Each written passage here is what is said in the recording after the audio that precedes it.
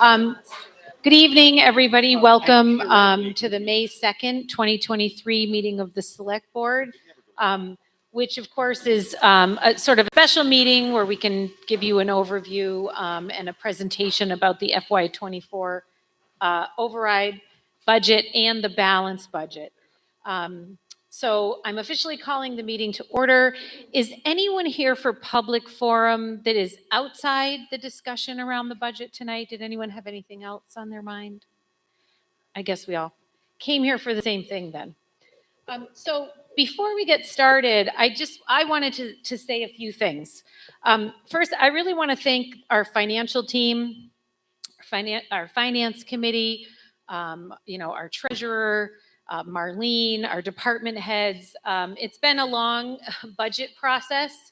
And I want to specifically recognize Diane. This is her first year as chair of the finance committee, and she's really just done a fantastic job. So Diane, thank you very much. But of course, all the members are wonderful. We thank you all. I want to recognize Marlene. The amount of time that Marlene spends going through these budget sheets, making sure everything jives, it's unbelievable the amount of work she does. And really and truly, we all need to show her some appreciation tonight. So thank you. And of course, my colleagues, Brian and Ed, we're in this together. Ed unexpectedly is not able to attend tonight, but Brian, thank you so much, and thank you to Ed. So the other thing I wanted to do very quickly, I wanted to, before we get started with this discussion, because I know there may be some people here who don't understand the budget process, I want to talk about it a little bit, just to make people understand how this works. It's almost a year-round process, but starting in the fall, department heads are given budget sheets. They're given some parameters as to how they should fill their budget sheets out, and then they go through and they plug in what they need to operate their budgets. Those are submitted to us, to the finance committee. And then we start meeting with department heads, the finance committee and us do that, and the select board, we do that together. It takes quite a while. And we go through every single line of every single budget with every single department head. Sometimes they don't come in if they're small budgets and there's no changes, but for the most part, we go through everything. And department heads are really terrific about coming to us and explaining, where there might be increases in their budget. So that's part of the process. And then we have to assess the expected revenue that we're getting. And that's the taxes, the 2.5, the levy limit, and I'll get to that in a minute. I'm going to explain that. Local aid that we might expect. And then all of those, the expenses and the revenues are put together, and that's how we form our budget. This year, we are presenting to town meeting a budget that is balanced, and we are presenting to town meeting a budget that would trigger an override of Proposition 2.5, which would allow us to raise taxes higher than the 2.5% that is allowed by law. And so when we get into the meat of the meeting, we're going to discuss the differences between those two budgets. The other thing I wanted to do was just talk a little bit about some terms that we use all the time. Diane and I were talking this afternoon. We live in this and we use these terms. We know what they mean, but some of them might be a little bit confusing to people who don't sort of live in the municipal world. So I just wanted to clarify a few terms. Something as simple as fiscal year. So the town of Hatfield operates on a fiscal year. The budget that we're talking about will be the money that we spend starting July 1st of this year, going through June 30th of next year. So that's the time frame we're talking about when we talk about this budget. The revenues we talk about, as I mentioned, there's aid that comes from the state. We call that local aid. There's the taxes that we generate here in town. That's the bulk of where our revenue comes from that we use to build this budget. When I talk Proposition 2.5 and levy limit, Levy limit means 2.5% of the total full and fair cash value of all real estate and personal property in Hatfield. So we cannot, without the permission of townspeople, raise taxes more than 2.5% of that full and fair cash value of our real estate and personal property. You might hear us talk about new growth. New growth is just what it sounds like. It's new taxes here in town. So maybe a new house was built or a new business came in. It's new revenue that we realize. There's not a lot of it this year. We talk often about our stabilization fund. The town of Hatfield, it's basically our savings account. It's almost like your 401k. You really don't want to dip into it. It's important that you have it. It's part of how we get our bond rating. And if anybody wants to pipe in down here, Sean or anybody wants to pipe in on any of this, but and our bond rating is sort of like our credit score. So when you think about some of these things, and as we talk about this, it's easier, I think, if you put it more into household terms. So stabilization fund is sort of the town's savings account. Free cash is the money that's left from the prior fiscal year after we've paid all of our obligations. So maybe a town department didn't need to use all of its money. Maybe there was a capital purchase that didn't end up being quite as expensive as we thought. So every year there's a small amount of free cash that we have that we can use. It's one-time money. It's kind of like, the best way I could describe it, it's sort of like your tax refund. So just to put it into household terms.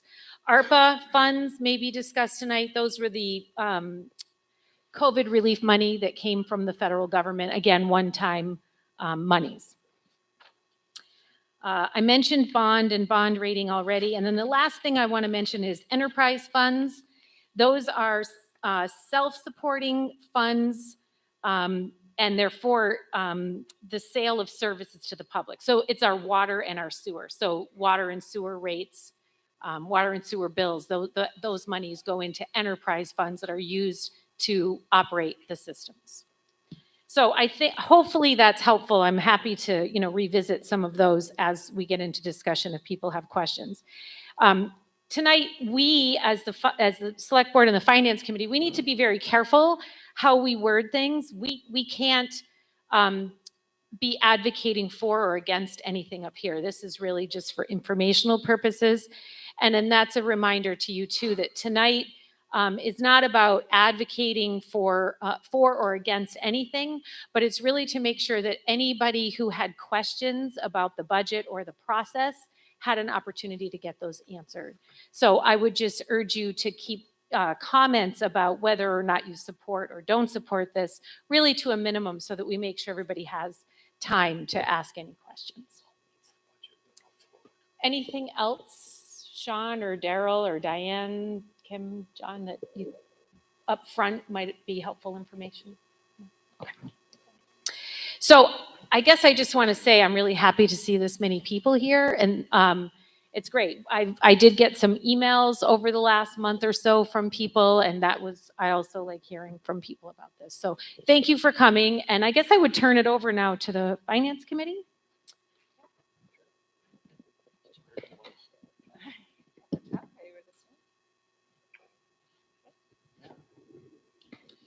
So everyone has a packet here. The front page is just an overview of what the differences are between the different fiscal years. We started in FY22 just to give you a little background as to where certain departments are going or trending, just to give you a little more information. Can I just add? Right now, we're in FY23. FY22 was last year, and FY24 is the budget that will be decided at town meeting.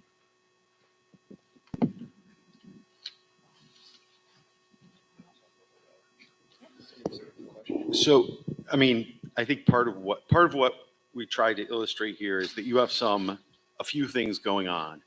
You have choices that we're making about needs of departments and needs of the town that reflect increases in staffing and services.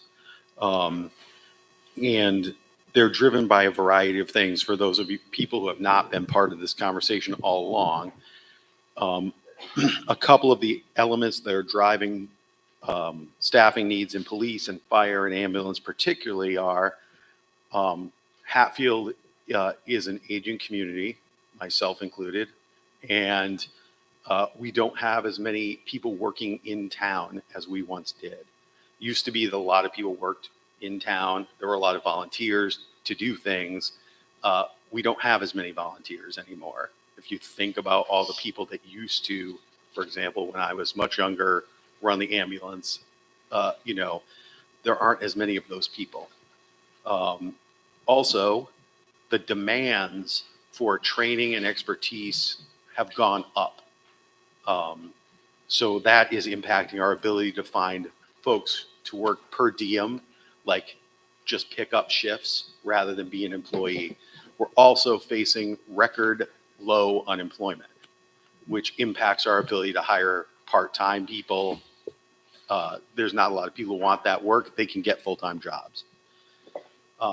The other part is just some of the big fixed cost things that we have going on. One of them is our facilities maintenance, which reflects heating costs, electricity costs. I'm sure nobody's a stranger to this. Things like that. Maintaining all town buildings. Our retirement assessment. Our health insurance. Now, some of our health insurance costs is related to staffing, additional staff people taking health insurance, but a lot of it is just not. It's related to increases. We've been extremely lucky. Well, not lucky. We've benefited from being in a health insurance pool that, I don't know if you know how this works, but the town's health insurance, we're essentially self-insured with a large group of other people, other towns and entities. And we have the advantage of being able to cherry pick new members for that group based on their potential costs in the future. So if their potential costs in the future are lower than the group as a whole, we accept them. If their potential costs are higher than the group as a whole, we don't accept them. So that has kept our health insurance costs down. We went several years with no increase in health insurance. That's unheard of now. This year, we had a 6% increase just on the rate alone. So we've been able to hold things down partially because things like that have happened. And we probably went 3 or 4 years with minimal health insurance increases at times when other people were seeing 7, 8, 9% increases. So, the town, we talked about new growth and the Prop 2.5 levy limit. So 2.5 is not your own personal property tax. It's the overall property tax for the whole town. So over the last several years, it's been going up about $200,000 roughly a year. And new growth is about $75,000 a year. That's what it adds to the limit. So that's about it's under 3.5%. So anytime costs rise above 3.5%, we have to cut something. Or we have to figure out a way to get new growth to go above the $75,000. One of the two. And that hasn't happened. So, that's sort of the problem long term, is that, especially now when you have inflation at 8%, you're increasing 3.2% is not covering it any longer. So I think that's kind of just what some of these, obviously this isn't a complete list of every single thing that increased, but it's some of the big things that are sort of driving the costs. Our general insurance also went up to a certain degree. If you went through the entire budget, every line item goes up to some degree or another. But a lot of these are the big ones that are really pushing costs up. Want to talk about the school a little bit? Let that do it. Yeah, why don't we invite Christy? Yeah, does somebody just want to talk quickly about the school and what the costs are there? That because that obviously, if you look at the sheet, that's obviously one of our big costs. So, hi, I'm Christy Boutreau. I'm the chairperson of the school committee. And Adam, who's also on the school committee finance team, we had a handout just in case there were questions about school stuff. Schools make up a very large percentage of our town budget, which is why we wanted to be particularly diligent in giving you information. Like Sean is speaking to cost increases that are happening for the town, the school has also seen skyrocketing fixed costs. So when we look at what we spent this year versus what we need to spend next year to offer the same services, to offer the same number of classrooms and the same number of programs, we had a 6.5% increase in those apples to apples services. And that for our budget is a total of $467,000. And some of those disproportional increases are things like maintenance, because the school budget contains maintenance for our school buildings. Those costs are projected up 36%. We have a 26% increase in contractual services, a 23% increase in our utility costs, an 8% increase in support services like transportation, nursing, and stipends. And so that collectively, just to keep level, is that 467,000. And we actually came to the table asking for a 3.7% increase in our budget, which I recognize in light of the challenges for the budget is a very big ask. That total is $264,000. And the reason we're asking for that, we've given you on the back page, but it really goes to making sure that we're increasing our opportunity for revenue. So we have had a slow attrition of services over the last many years, and it's been small things, but we're at the point that we are losing enrollment. And as we lose enrollment, whether it's local students who choose to go to school somewhere else, where we may need to pay a tuition cost that goes with that, or if it is school choice students that don't choose to come to us anymore or choose to go to another district, we lose revenue and we lose tuition opportunities. So we're asking the town to come together and support a 3.7% increase so that we can add services back to attract students and keep students, because we know that that investment will pay for itself in a year. So right now, we have projected that we need 20 students per school to come in to get our enrollment numbers back going the right direction. And if we get to that goal, it will pay for the increase that we're asking for. And to date, we have 85% of those applications in. So the schools have been pretty aggressively recruiting students, having open houses, making sure that we talk about the amazing services that we offer. Hatfield has great schools, and we've really been able to keep them alive and thriving with the help of other districts that kids choose to come here. Part of why they come is small classes.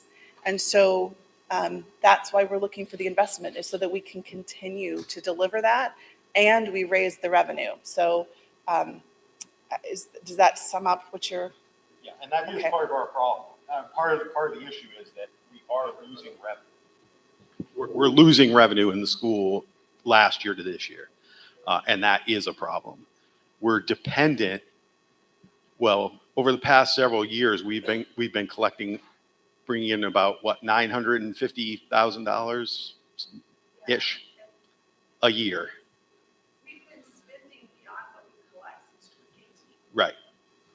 So we're kind of dependent on that revenue coming in, not just for the schools, but really for beyond that, because we're obligated to educate the students that we have.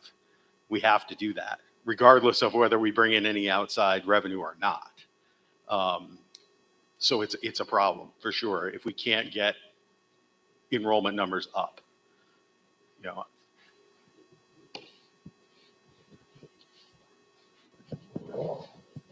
I was going to add to that just a little. I believe the number is we're about $300,000 less in school choice receiving coming into this year's budget. Is that fair and accurate? And I guess the point I want to make about that is if we continue to lose choice students, the town will continue to have to pay more to fund the schools. So part of this year's budget, part of the override, part of that is the $300,000. That's part of the school choice money that we've lost. If we lose more next year, the town will have to pony up more. So really, I look at this personally as this is a way to keep the school going and help keep the town going. So that's my personal.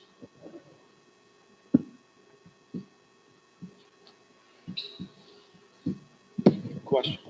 Yeah, no, I was just going to say, we would welcome questions from Liz.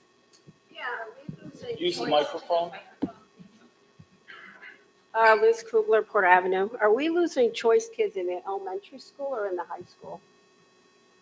Both?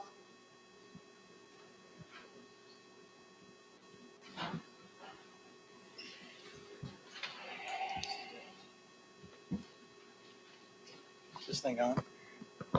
I'm Ed Peelis. I live at 29 Main Street, right next door.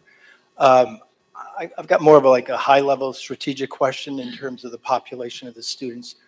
So when you look at the total eligible population of students in Hatfield, for Hatfield, what is that number?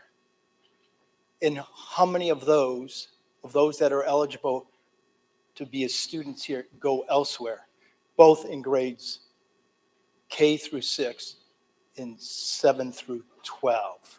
And then my second question is with respect to those kids that are coming in on school choice. What's the total number that are coming in?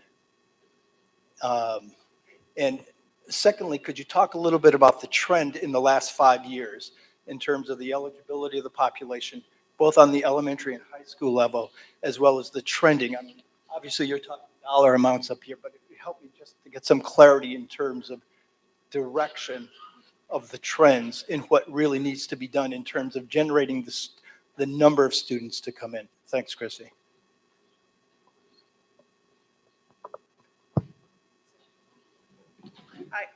I don't know that I have the breakout by school on hand, but I can direct you to the handout, and there's more information online available too. So the resident student population trend is that in 20 years, this is a long look, is that it's down 32%, and the area average is 28%. So Western Mass student population as a whole is down. District enrollment, however, in that same period has only down 20%. So Hatfield resident kids, 32% down. District enrollment, only 20% down, which speaks to the number of school choice students we've been able to maintain in our district. School choice enrollment was down between 2012 and 22, so that 10-year block was down 13%. But when we look at 2019 to this current year, it's down 39%. The number of students who are residents that choose to go to school elsewhere, if you have the picture there, there is a gray line across the bottom of that grid. Adam, can we have those? Sorry, excuse me. Could we have a copy of those? Oh, Um, Your hand out somewhere, Diana. So so those are our students who are choicing out, and you can see it's a very flat number. And that tends to be same year in, year out, the number of students we're losing. The number of students we're bringing in is what's in yellow. And so you can see that it was, we were up in that sort of coming into COVID era. And since then, we've started to see a decline. Shifting population. So we bring in far more students than than go out by multiples. Do you want more? I can get you more detail offline if you want. Okay, thank you.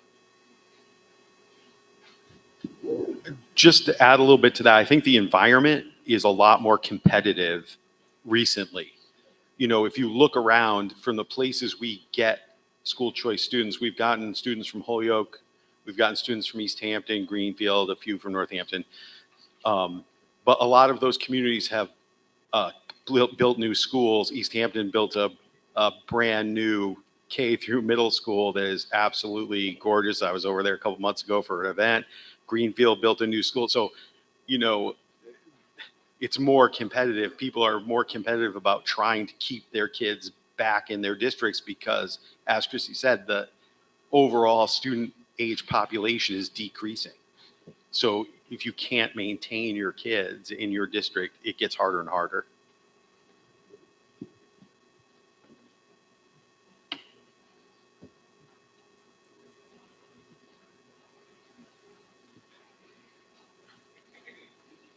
Hello, Sean Robinson, Lindsay Road.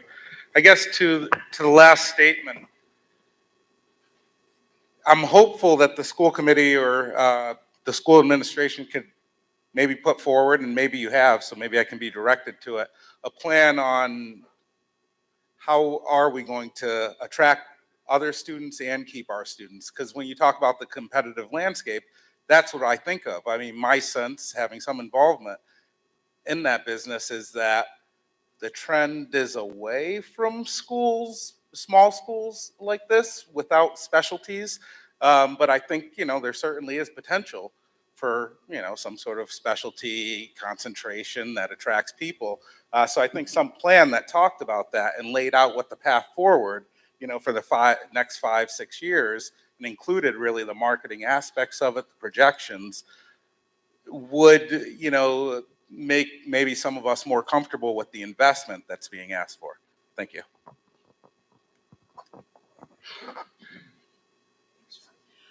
So we did start our year this year with a district improvement plan that looked particularly at that. So we do have a strategic plan that answers and addresses exactly that. One of our strategies is to have sort of a destination aspect to Smith Academy in particular.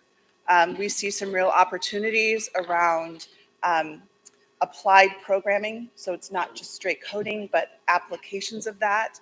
And it's a niche that we already perform well in. We already have students with an interest. And it's an ongoing need in terms of servicing education. So it felt like a win-win. And there are marketing efforts that have been going on this year to drive increases in interest. And there are programs that look at how we regain and grow community involvement.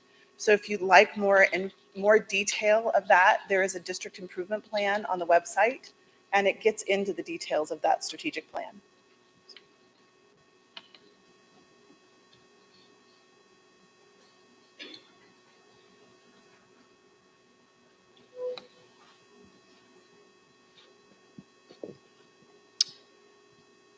No other questions?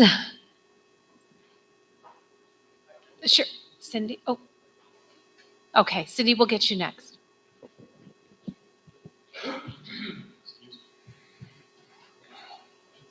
Lucinda Williams, Depot Road. I just want to, a couple of things on my mind when I hear about this. One is that some of the students not attending Hatfield schools are not school choicing out, but they're choosing to go to private schools, or they're choosing to be homeschooled, or that does not cost the district any money.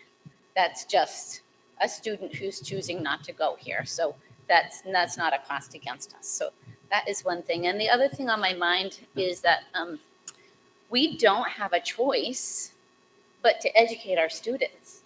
that will always be a requirement by federal law for us to do. So we do have a choice about some other things in our budget, but we don't have a choice about educating our students.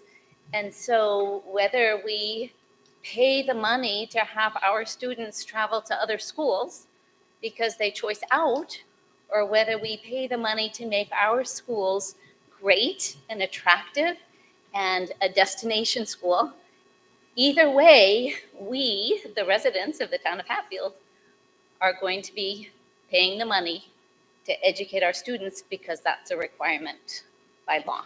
Am I right on that? We're required to do that. We're not required to have, we want to have an ambulance, a fire department, a police department, but I don't believe we have the same requirement by law to hold those. Is that correct? No, by state and federal law, we're required to provide a free and appropriate public education.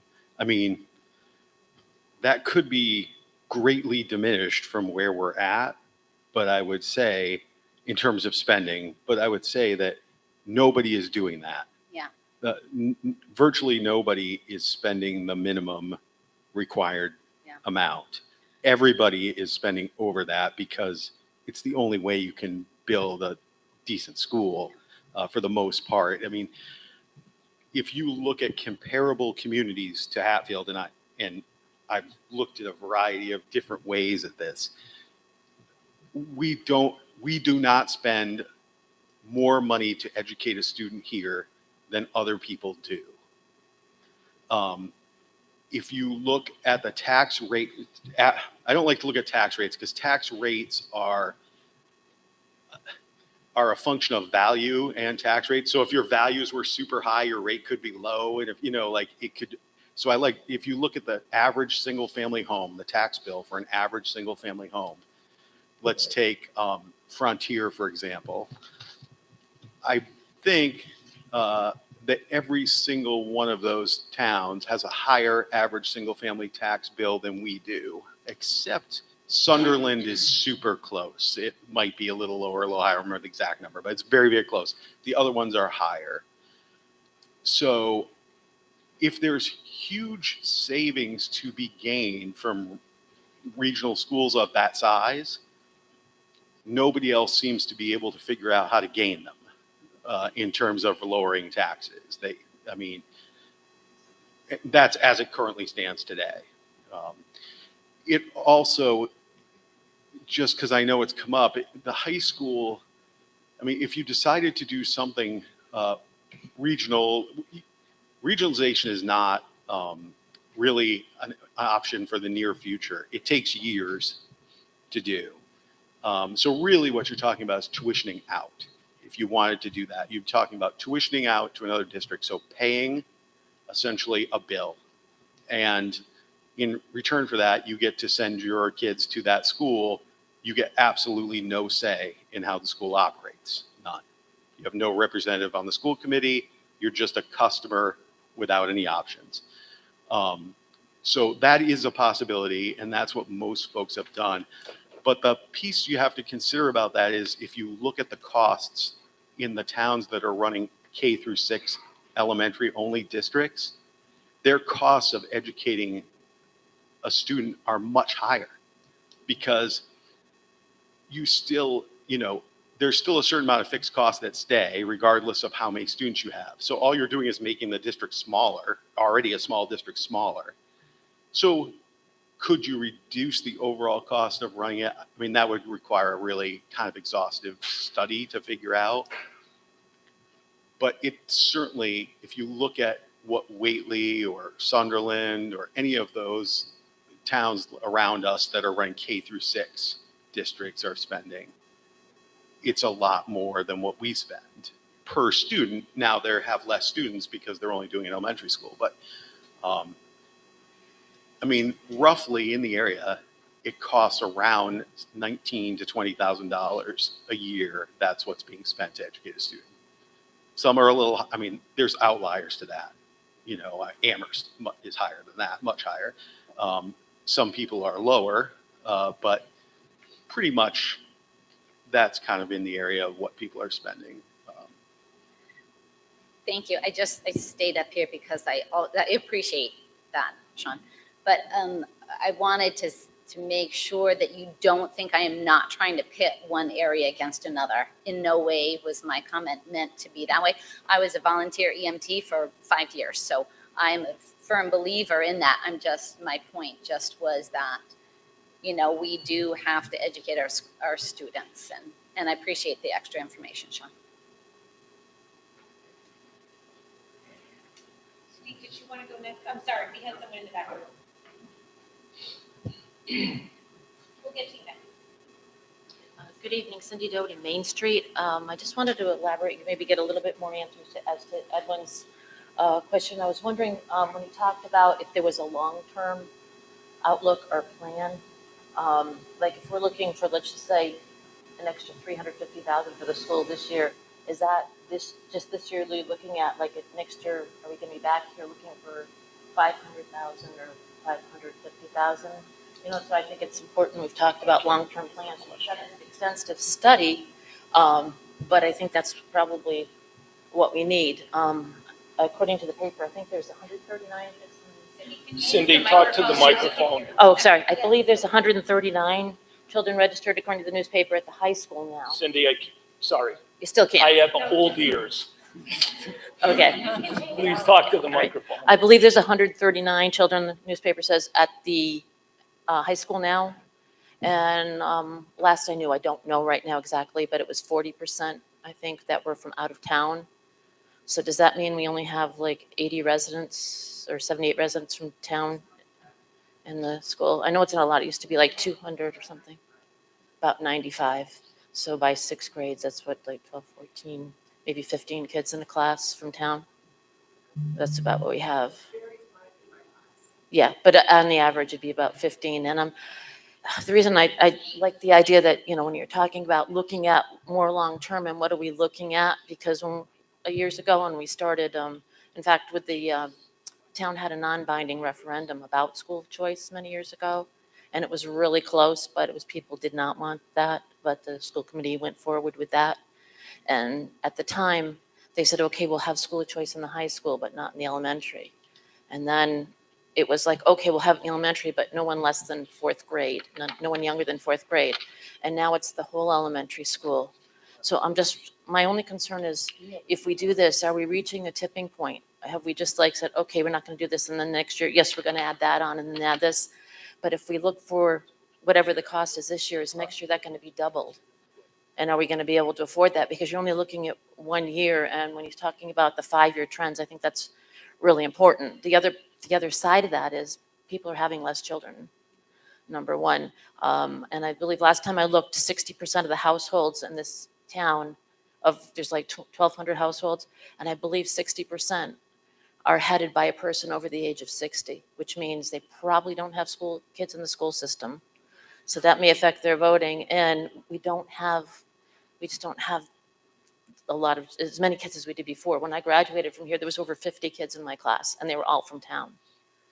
So you can just see, it's a lot of years ago, but you can see, where it's gone from them. So I think that long-term plan is what we really need to see. And are we past the tipping point? Are we at the tipping point? Are we almost there where we can't afford that at all? I don't know. And if we see the trends, that may help. I don't know. So hopefully the school committee will come up with something like that, is what I'm saying. It'll help to understand it better. Thank you. And the increase, can I just ask, is that for programs alone? Yes, but yes, the increase you want for programs and instructors for the programs, et cetera. And how many students are you hoping to, or what do you think you're going to get for more students? So our goal for this year is 20 per school. Okay, I heard you say that. So you're talking about when we come back year over year, that increase in revenue from that will pay for it. Yeah. Okay, go ahead. Just to answer that question, in regards to year over year, if we can drive that increase, which is 20 students per school, so 40 total, that revenue will actually grow what we've asked for. So when that investment, that 3% that we're looking for, the next year, we would see that in increased revenue coming in from those tuitioning students. So that would put that back in the coffer. The other thing I think I want to just clarify is that we don't have, when we school choice students in, we look very carefully before we open up any particular grade that we're not creating a new classroom of students that are all choice students. So, we have classrooms that have, 19 to 28 students that are local students per that grade. So we do look to support 2 classrooms per grade. There's a lot of advantages to that. I think that makes sense to every parent in the room. And I know it makes sense to the teachers. And not just for small classes, but it gives those students a little bit of a mix so that it's not the same kids in every classroom, same year over year. It does. So, but right now we have 2 per grade to allow for that. And we have enough students that makes sense. And keeping that school choice helps maintain that. And those school choice students, their tuitions cover that increase in classrooms. One last question, if you don't mind. When you talked about, like, last year, there wasn't enough, but we've been, Talk to the microphone. thank you. I have to keep you reminded. When you talked about earlier about last year, there wasn't enough to cover it, or basically in the hole with that. Is that still true? Like you said, if you get enough students, you can cover the increase you're asking for, but are we still more or less in the hole by that much as we were last year also? It would So we'd still be in the hole this year, but the The- increase is what you're looking for new students, is that right? the increase that we're asking for next year, the following year, we would get the money back in tuition because the tuition money is always off by a year. Okay. So when we're looking at fiscal '24 budget, having a gap in school choice revenue that tax dollars had to fill, in the fiscal '24 budget, school choice accounts for just over 11% of our total budget. Historically, that's been 20%.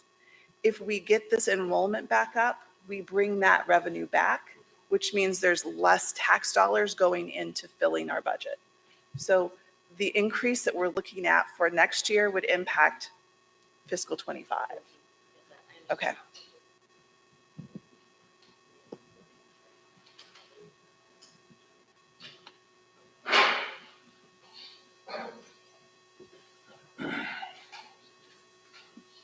Good evening. I have 2 questions. The first question, oh yes, I'm sorry. My name is Kyle Sosby. I live at 80 Elm Street. My first question is, if some specific examples could be given as to what the consequences would be for the school if the override is not passed, as far as how many teachers would be cut, how big the classrooms would be, that kind of thing. My second question is, the override seems to be sort of an all or nothing proposition, that there's increases for fire, police, the school, the transfer station. All of those are obviously important, but if there's a fear that the override might not be passed, is there a potential to propose a smaller increase that would, for instance, fund the schools, which would be, 2/3 of the proposed increase, something like that. So just if that's a possibility. Thank you. I can start to answer the last part of your question about the amount of the override. We, as the finance committee and select board, talked about this at great length. And to be honest with you, some of the first numbers we came up with, the override was close to 1.6 million, 1.7 million. And so then, from our perspective, it becomes a question of what do we think townspeople will support? If you go too high, we'll get nothing. If you go too low, then the possibility is you got to go back next year because we went too low. So it's a very tricky question. and I don't pretend to know the answer to it. My fear is if you offered two different overrides, one lower, one higher, then people would automatically go for the lower. That would be my fear. So at least from our perspective, it was very difficult coming up with this number. We spent a lot of time going over this, both with the schools, with DPW, emergency services. So I hope that helps. I'll let the school answer the next part of your question. Thank you. Hi, everyone. Adam Sullivan. I'm on school committee. So going into this year, if the override does not pass, we were looking at losing any of the increased costs that we were going into for fiscal 24 minus an additional 2%. So taking away what we would need to maintain services in the schools for next year, we would lose $572,359 from our operating budget for fiscal 24.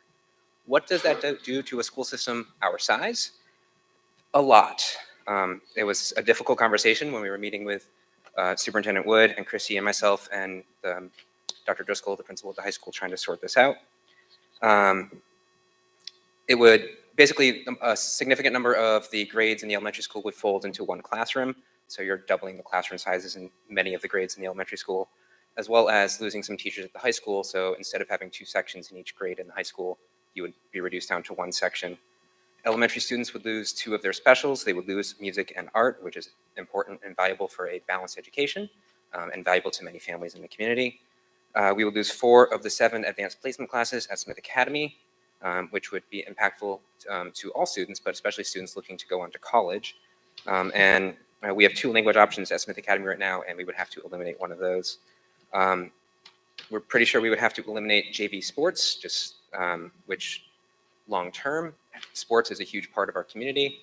And if you eliminate JV sports, we would be looking at who's going to be left to do varsity sports a couple more years down the road. We would lose other elective and extracurricular options at Smith Academy, about half of those.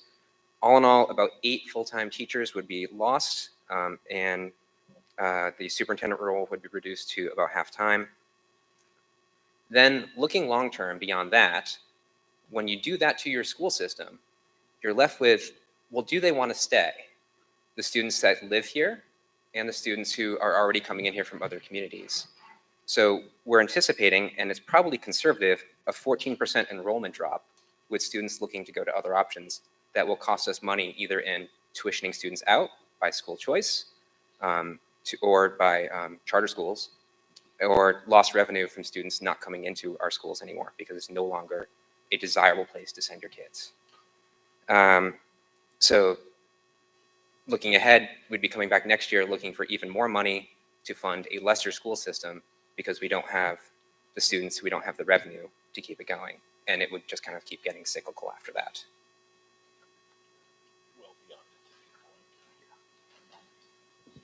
Just answer a question that was asked about the tipping point.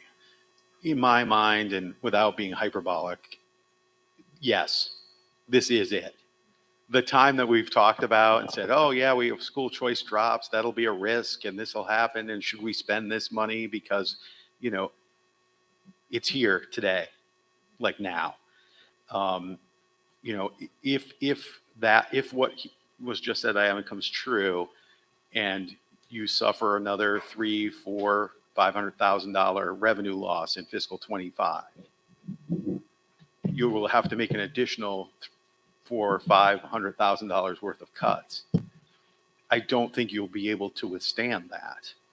It will lead to another $500,000 in cuts the year after, and you know it will really be starting a process of doing something different, because you just won't.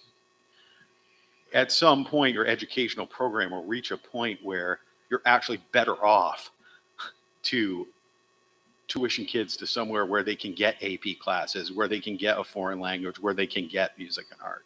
You know, if you can't provide those things, just at some point. And I think that should really be the conversation more than can we save money, is can we maintain a reasonable education program for the students that we're committed to educating.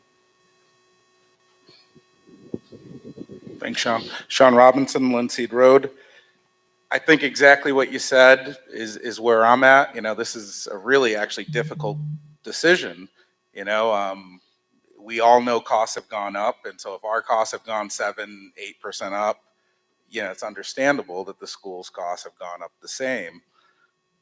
And there's only so much money. You know, I only have so much, and if all my other costs went up, then I have even less. And so if I have even less, and I don't have kids in the school system, and I go to the Council on Aging every day, and they're taking a significant cut from where the money would have to come from, that would be cut from the Council on Aging. You know, going from a $7,500 you know, annual activity budget to a $4,200 annual activity budget. You know, and when you look at these numbers, you're a little shocked. And when you look at what's being asked for the increase, I guess I'd say I'm not convinced in terms of the future. You know, I hear what you say, Sean, and that sounds a lot more like the future to me, unfortunately, than what I want to be the future. And so, you know, I asked earlier about the long-term planning, and I was directed to some reports and things which I'll check out. You know, but my gut tells me, you know, if you do marketing and whatnot, if I haven't heard of it, then it's probably not that exciting. You know, it's probably not likely to, in the next year, 2 years, result in more students. And so if that's going to be the case, that's okay. Let's talk about what those losses are and talk about what the 3-4 years out is going to look like. So, you know, you're asking us now to accept another 800,000 in losses over the next 2 years, but we've got this great 3-year plan and this exciting component of it. Maybe that exists, but I doubt it, because if it was that cool, that exciting, which is what it would need to be successful, we probably would hear of it. But I would encourage the school still to look at that and think about that. I'd be interested in hearing from the school, well, even the earlier mention on sports and cutting JV sports. I think things like that we have to be incredibly careful with. You know, I mean, if you're thinking about marketing and you're thinking about what attracts students to schools, what keeps students at schools, well, a big part of what keeps them is things like sports. And so to throw out there on the floor potential cuts to that, where those decisions need to be made after this vote, I think we should be cautious around that. And then I'd like to hear from the schools about fixed cost increases. So we know where things are going to be at this year. Next year, what sort of, say that, I imagine labor is a huge part of what we pay. What are the built-in, already negotiated labor increases for next year? And do you have any comments on any other, you know, fixed costs that you know will be increased, or you can reasonably say, yes, we're going to have to pay more for that moving forward?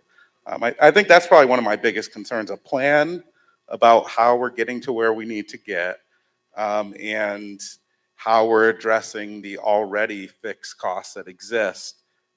That is money that we don't have and growth that we don't have. And I think a big part of that conversation is also growth.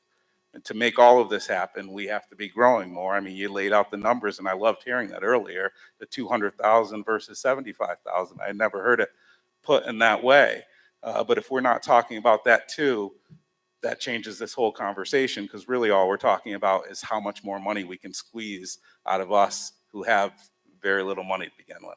Thank you.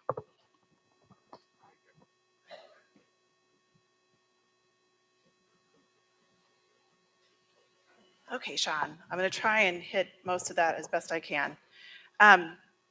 So I would say, as a marketer my entire life, I would offer up, you wouldn't have heard about this because you probably aren't the target market.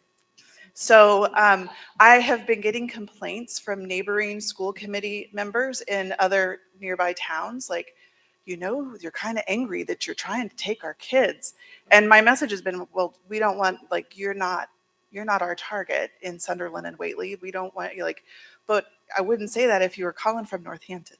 And I probably shouldn't have said that on tape. But the truth is, we are out there and doing social media and doing other marketing efforts to try and bring folks in, but that isn't going to show up locally. The other part, if there was a destination program, you would have heard about it, and that's true. And the truth is, we can't start that until we know we have an investment. And so, we are not going to go hire new staff and put in new programs unless we know the community is behind supporting the school and we have the money to do that. I think you will hear about it when we build the program, because I think we can offer exciting options. And so there's a little bit that's going on now. And I think the fact that we're already at 85% of our goal for next year's school choice enrollment speaks loads to the effort that's already been done, because it's well beyond where we were a year ago in trying to get new enrollment up. So that part's going. What are the costs after next year? I wouldn't imagine to speak to that. Maybe the finance committee can. The one cost that we do know is there is an existing contract with our teachers and our support professionals, and the teaching increase was very reasonable. I think our teachers do an amazing service for what we pay them, which is, in my mind, insufficient. But they love working here, which is, I think, why we're seeing some of them here tonight. And they do an amazing job for what we offer. We're one of the lowest paying districts around as far as teacher compensation, and that increase year over year is 2.6%. So that's the part we do know going forward. Christy, can I just ask for clarification, though? You were saying that if you attract the choice numbers you expect, then that extra you're asking for, you would recoup in choice. So then the money that would be built into your budget, that would be available? I don't think a school chair would ever wisely say that they want to give up revenue. Right. But it would be there to offset contractual. That is the whole Is point, that- is that we're bringing in that revenue to offset any growth that comes down the pipe. So it would be an ongoing interest in driving more and more revenue, and we have capacity to do that. And it's a better education for our kids. But yes, the goal is that the revenue would offset any increases. FY25. FY25. So it's that gap year that we're looking for help. Sure. Pardon? Oh. David?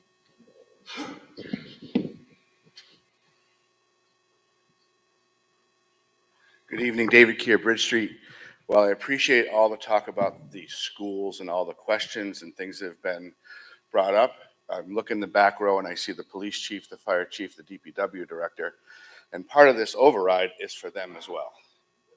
All of you here who want to call 911 after July 1st, if we don't pass this override, are going to find that your service is not going to be what it was currently. When the snow flies next winter, you're going to find out that your service from the DPW is not going to be what it has been in the past. So while everybody's here, most everybody here is concerned about the schools, as am I, we also have to pay attention to the fact that there's a huge amount of money for our DPW and our emergency services, which are really important, just like the schools. So I just wanted to point that out to everybody to make sure we're paying attention to that as well, that this is not a school override. This is a town-wide override for all of us to benefit, whether you are 2 years old or 92 years old. Thank you. David, I'm actually glad you brought that up, because I've noticed sentiment around funding the schools at the cost of all other departments, and that's a dangerous direction to go, reckless direction to go. So thank you for pointing that out. One thing to point out about that is if you look at the fire and ambulance, we made a very large investment in that service. And the reason that they're together is because between 22, 23, money moves between those line items. So you can't compare them across easily. So it's easier to take it as one thing and look at it across. That investment was made with temporary money, which I don't know, maybe folks remember from town meeting last year, but I mentioned that it was temporary money and we were going to need to figure out how to solve it. So it would make that permanent. The override would have the impact of making that, that actually came out of free cash. last year. It would make it permanent. And I know Diane talked about free cash. It's you know, it is one-time money. We do get it every year because every year there are some departments that don't spend all their money for various reasons. For example, there probably will be money coming back from some public safety lines this year because they couldn't hire people. So shifts go unfilled, people don't get paid, money doesn't get spent. And that happens in various departments where somebody leaves and it takes a month to hire somebody else or whatever. So that's where that money is coming from mostly. So we do have some free cash every year, but it's roughly been around, except for when we had accounting problems and the Department of Revenue forced us not to spend it for a period of time, in which case it built up like a savings account and we had a whole bunch of it. Normally it's been around $200,000 to $250,000 a year. And basically the Finance Committee has used that money for capital purchases. So to buy items that, like, not usually vehicles, but other things, or to repair things to put into town hall or whatever we've used it for over time. Because we have no line item other than vehicle leases to invest in sort of capital stuff in the town. That's how we do it. So if we spend that on an operating budget, we will have no money to invest in capital anything at any time, unless we raise it some other way. So it's sort of acting as our capital savings account to purchase, things. We've fixed town hall roof one year, things that come up that you need money to invest in buildings and infrastructure in the town. Also, unexpected things.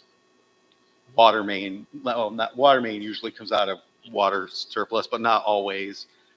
Anything like that. That's what we've used free cash for. And just, here comes another definition. So capital items would be purchases or projects, sort of one-time things that you buy, like a freezer for Smith Academy would be a capital project.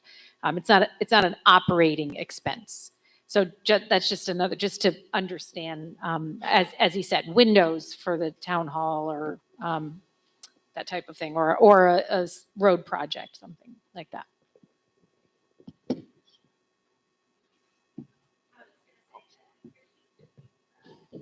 We do need you to come to the mic because not everybody can hear you. Sorry.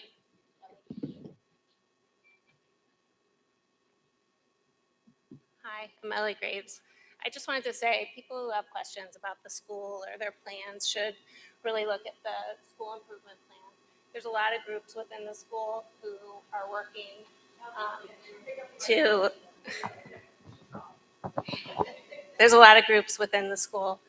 working to put programs together for students and attract other students. And there's a lot of good things that are happening at the school right now. So the school improvement plan does go out. There's a school council that's involved, and it's not just school committee. There's a lot of groups within the schools who are working to promote,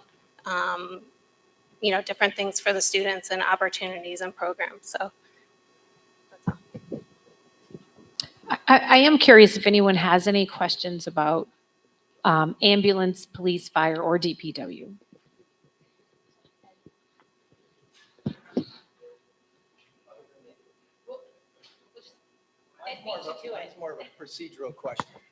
Mine's more of a procedural question. Relative to the vote at the town meeting and on the ballot, there's been some discussion on town in terms of whether 1/2 or 2/3 are required, depending on whether the revenues were raised either through taxation or a bond issue. Could you address that? Well, on town floor. No, is the vote required? Is it a 1/2 vote or a 2/3 vote? It's for the override. 2/3 to put it to the ballot. 2/3 to put it to ballot, and then A simple majority. Simple majority at the ballot. At the ballot. And so again, so that actually brings up a good procedural, just a procedural note. So I did mention there'll be 2 budgets presented at town floor. We actually need to pass both of them. So one is the balanced budget, and one would be the one that would trigger the override. We need to pass the balanced one because if the override fails, we still need to have a budget in place for July 1 to be able to operate. And then obviously we pass the second one, and then that would trigger the ballot question, and where people have the option to vote as they wish on that question. Chief Belden, did you want to come up? Which is a simple majority at the ballot, right? Sorry. Oh, it's just it is a majority at town floor? Okay. Okay. So simple majority at town floor to put it onto the ballot. Okay, Bill Belden on Pantry Road. So my question is, looking at this first page here, so if the override does not pass, I see the fire department's going to be cut 178,000 plus, police 7,000 plus, and the school's 104,000 plus, or so forth. I would like to have some discussion on what would be cut if this does not pass. I mean, I was on the fire department 47 years. And I was here back in the late 70s, early 80s, when the city of not the city of Northampton, it was Gold Cross Ambulance, I believe, came to Hatfield and said, we are not going to provide you with an ambulance service. We're not going to provide an ambulance service. Gold Cross Ambulance was I believe it was, a private service in Northampton that would come to Hatfield. And they came and said, we're not going to do it. And that's when they started the Hatfield Ambulance. The Lions Club did a fundraiser, raised the funds for the ambulance, and there were 17 of us that signed up to take the EMT class. And you'd never get 17 more people to do that again. I mean, we can't, right, Chief? Can't even find 1 or 2, So, to look at, if you're going to go backwards on, I'm using this as an example, but, I can't answer to the police department and everything else, or the school department, what they're going to lose if this does not pass. But believe me, the people you alluded to it earlier, Sean, was people who are not volunteering anymore. I mean, I can remember when I got on the fire department, we had probably 50 guys on the department. How many got now? 15, so? Volunteers. Yeah, so 16 with 8 active. So, I mean, that makes a big deal, to have that. And you just don't get that anymore. And truthfully, a lot of it is because, back when I first got on, there was a lot of farmers in town that did this. Now it's everybody's, they're working out of town, they're not in town, and you just can't get the help anymore. So, and so I would like to have some discussion on this, what they are going to lose. We've already heard from the school department, teachers and so forth, but let's hear from the fire ambulance and the police and see what they come up with. I mean, there's nothing like calling the 911 and knowing who you're going to get. Unfortunately, I had a couple of medical incidents last year. I had to call the ambulance twice. I got Hatfield once. I got Northampton the other time. I didn't get Hatfield because they didn't have anybody available. So, and this is what it's going to look like if we don't pass this override. Thank you. Thanks. Thank you, Chief. Who wants to go first? Okay. I probably don't need the microphone.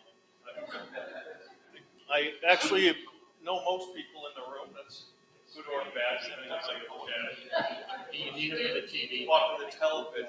Okay, I'm trying not to shout then. Okay. My situation is unlike everyone else's, other departments in town. So everyone's heard of the act relative to the police reform. That That essentially decimated the ranks of police forces all over the state, especially in Western Massachusetts. We can't recruit people anymore. We used to have what we called part-time employees. We used to run academies throughout the state. All the chiefs did, the chiefs associations. We would train people for whatever it was, 20 weeks, and then we would put them on part-time. The reform changed that to now everyone has to be trained as full-time. We ended up losing, I think, 9 people because of the reform. So right now Hatfield has 3 full-time staff and 3 working part-timers that are full-time trained. Right now, all the shifts are not covered. If the reform passes, all the shifts won't be covered. If the reform fails, nothing's going to change. If the reform passes, nothing's going to change. The override, the reform, the override, nothing's going to change for us. Your police service will be just what it is.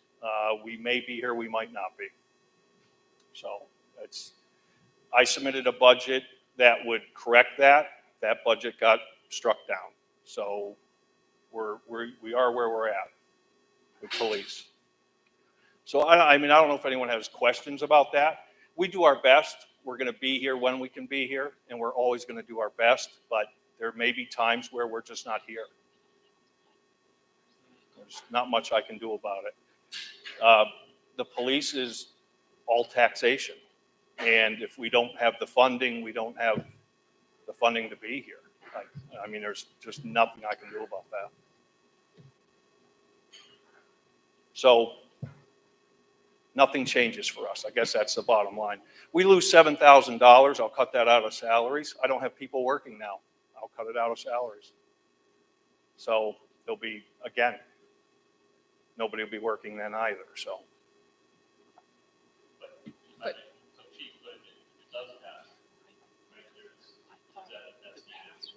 If it does pass, there's an additional 1 full-time person in that budget. That doesn't help our situation. I need 2. Without 2, I can't put a schedule together that covers. Right now, you're covered I'm funded right now under the old way of 16 hours a day, 7 days a week, 365 days a year. I can't cover that because I don't have the people. If I hire full-time people, full-time career police officers that are here 7 days a week, 365 days a year for 16 hours, that requires 5 full-time people. 4 full-time people, it doesn't work. There will still be uncovered shifts if this passes. And if it doesn't pass, there'll still be shifts that are not covered. I mean, there's nothing else that can be said about it. It's why I submitted the budget that I submitted. So, I mean, that's where we're at. And again, we take all of our money from taxes. We don't make money like the ambulance does or so on and so forth. So my whole thing going into this budget season was for the townspeople, they just need to make a decision, is what it comes down to. What do you want for a police force? And that'll depend on how you fund it, and we'll go from there. But if that's what the townspeople decide, of what, then that's what we'll go with. I'm not here to sell anything. I'm not here to, there's no Calamity Jane thing going on up here where everything's going to fall apart, because I don't know.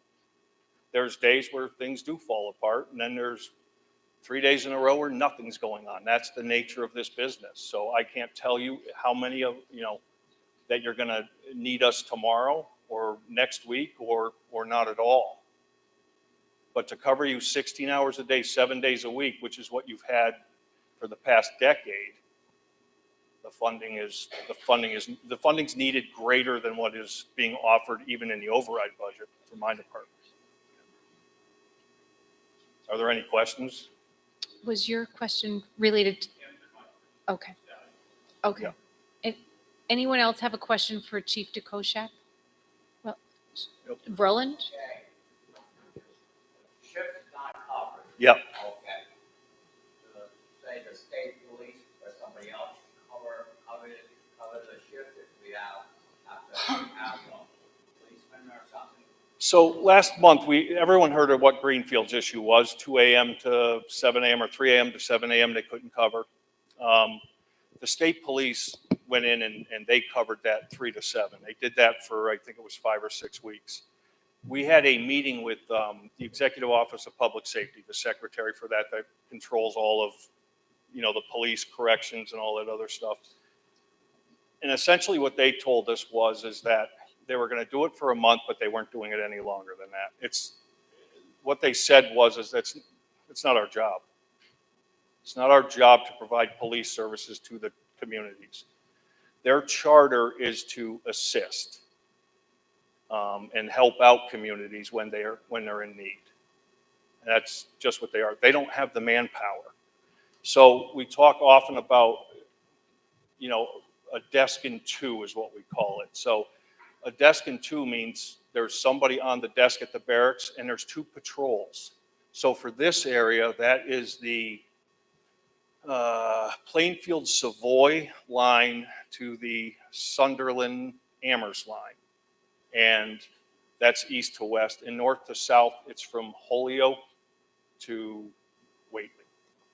So if you have 2 patrols out and sometimes those patrols in the middle of the night are together, all the way up in Plainfield or wherever it is, and you need 911 police, they'll get them from somewhere. I just don't know when and where they'll get them from. So they don't have the manpower either.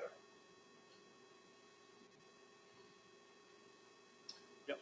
Can you speak to recent examples where someone was dealing with a situation, went to respond, and then another call came in where they were not able to respond in an adequate amount of time, where another officer would have this specific example been necessary to either prevent loss of life or destruction of property or something like that? I can point only to, so on my phone, I get every single police call that comes into Hatfield over my phone when we're not around. So I get it through a text message. And so what they're doing essentially is saying, hey, if there are any officers that can respond to this, please respond. We average probably 4 a week. And sometimes commonly 2 at one time, where one had to be delayed. During the day, no, because there's myself on during the day, and then there's also my lieutenant who is on until 4. Our hours are staggered a little bit. So that happens mainly on the 4 to 12 shift, because we cover up until midnight. It happens. I don't know really how often, but it happens. It depends on the priority of the call. So obviously, if it's a burglar alarm, that's going to wait. That's going to wait till somebody's available. Yep. Chief, is there an option to, instead of having 2 on shift at the same time, to spread those out throughout the day? So 20 years ago, yes. Nowadays, there is so much going on. Just pistol permits. I probably average 12 visitors a day in my office between 6 a.m. and 2 p.m. Who are either looking for either some type of advice or a pistol permit or trespass, whatever it might be.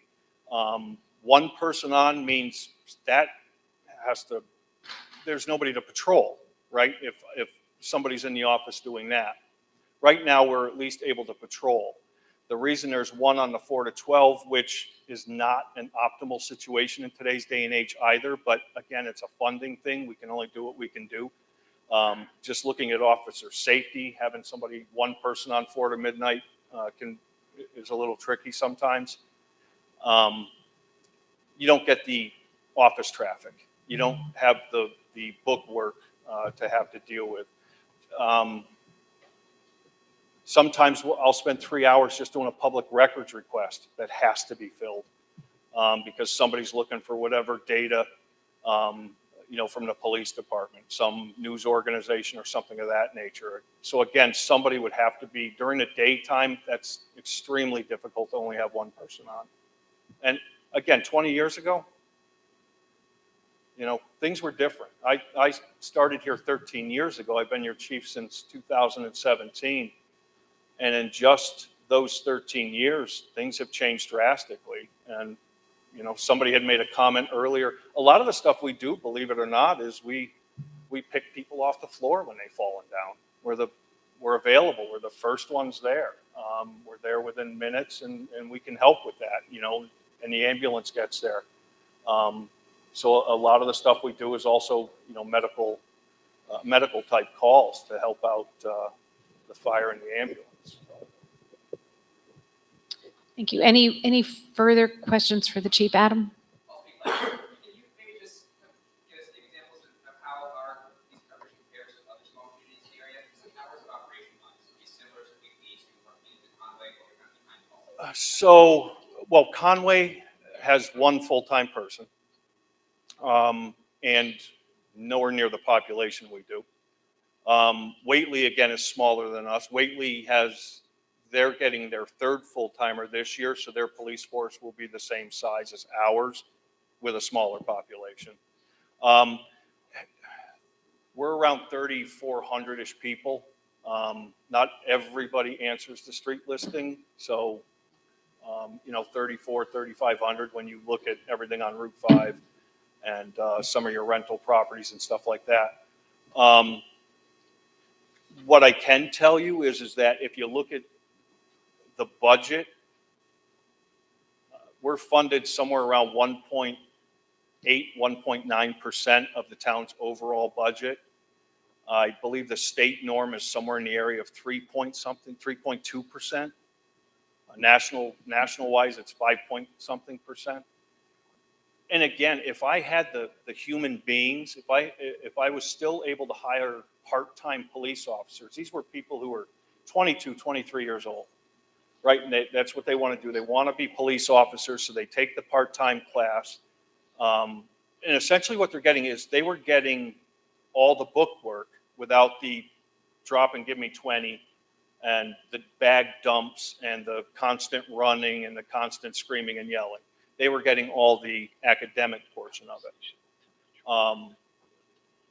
However, somebody in the eastern part of the state said, I want the officers trained the same in the all full-time departments. I want them trained throughout the state the same.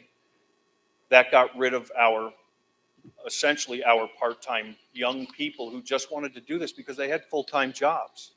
Some of these people, I've had doctors, I've had lawyers, psychologists, you name it, who just wanted to do this. So they were the Saturdays, the Sundays, and the holidays. And we've had some outstanding human beings that have worked for this department. Some have left for full-time jobs. We've lost people to the U.S. Marshal Service, to other full-time departments.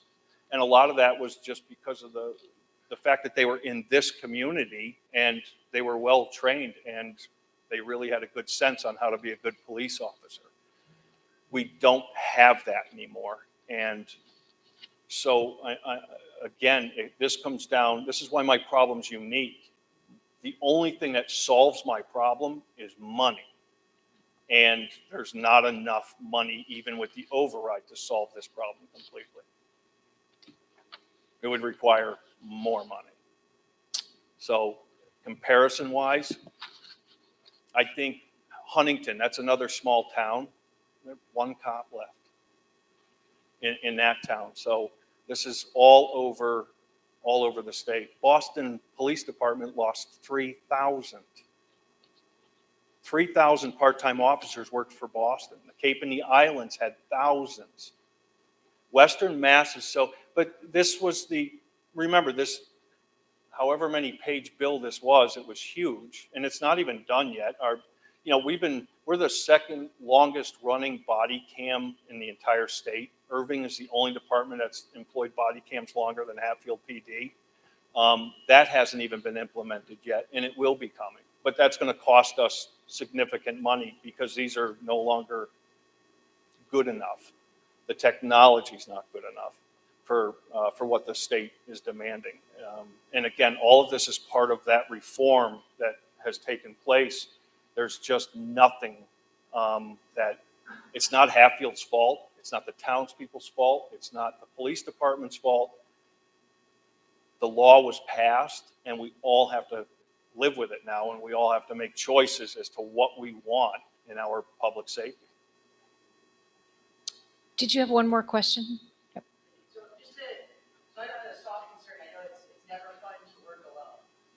Could you speak to the feasibility or lack thereof of perhaps something like a volunteer community member doing ride-alongs, just to basically be that extra presence to back up the person who's the official police officer to some capacity?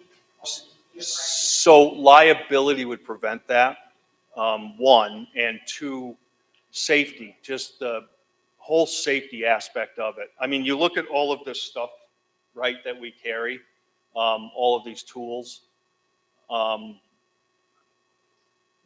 the uniform itself, that's 99% of the time, that's the deterrent alone, right there. And there's no way to work through that via liability waivers and training, where the amount of money that the town would have to pay could be produced with potentially the same ability for that officer that has some backup and some of the work.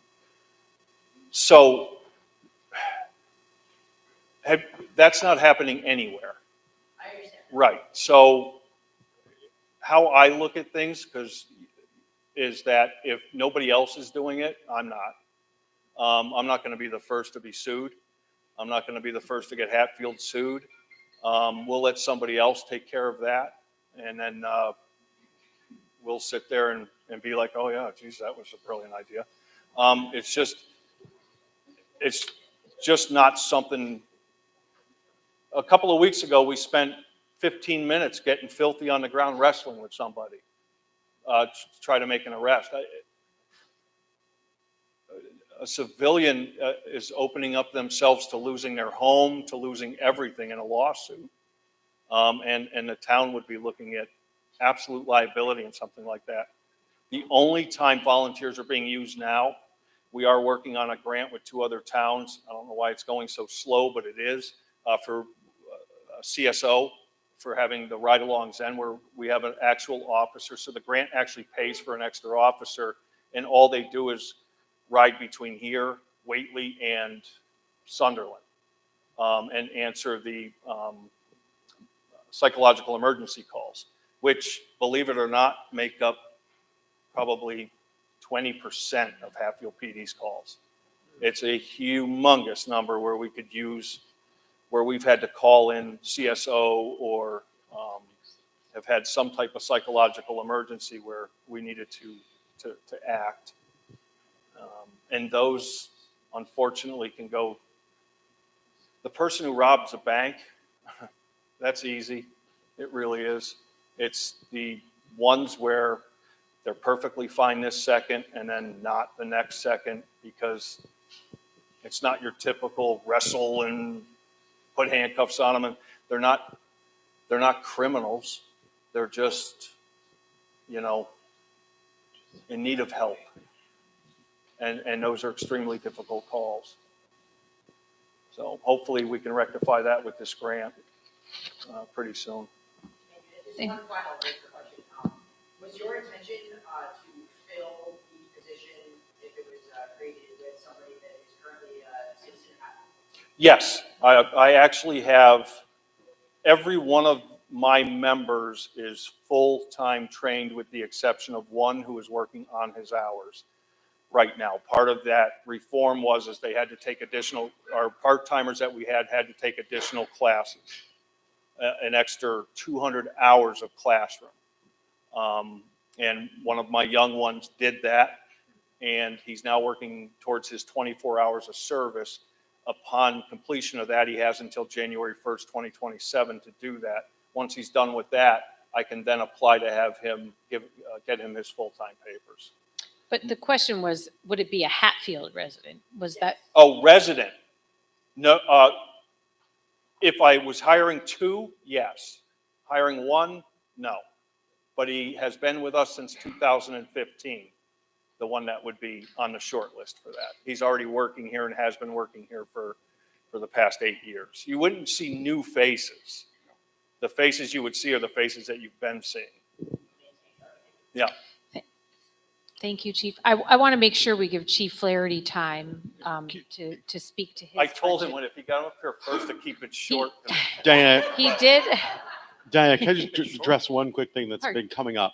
So when we hear about hiring and difficulties in hiring, particularly with full-time people, one of the issues is that Hatfield pays 55% of your health insurance now, which is lower than most folk. The minimum is 50.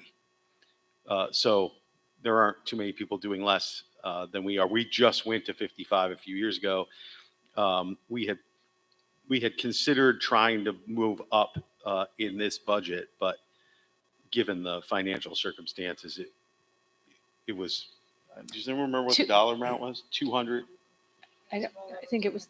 Yeah, it's well over $200,000 to go up that extra 5%. So, right, 10%. Sorry. So it would have been significant given what we're facing. Chief. Good evening, everybody. So to Chief Belden's point, he asked a question a little while ago after Chief DeKoschak kind of went on and on there for a little while, after he told me to speak quickly. So a couple of things that you would see if the override doesn't pass. On the fire department side, probably one of the biggest things you would notice is currently we house Engine 2 up on Depot Road. It's the property that's owned by Norse Farm. I'd have to close that station down, and that truck would end up having to get moved downtown because it's one way to save some rent. In turn to that, we kind of turn around and have to have one of the Council on Aging vans be moved outside or moved to another location because our apparatus needs to stay in a heated area and they also don't lock. Cabs lock on them, but none of the cabinets do. It's just the way that fire trucks are generally made nowadays. So it needs to be secured. So our move would also ultimately then affect another department. One of the other things is we currently have air filters in our station that help with the soot from the vehicles because we don't have a direct capture system. Some of the soot ends up landing on our gear and things like that. If the override doesn't pass, I don't have the money to change those filters. They're supposed to be done every year. They're carbon filters. I'd be limited to the amount of personnel that I'd be able to hire as call members, if I can even get any to join the department, because I'd have to cut down on the medical physicals because of that.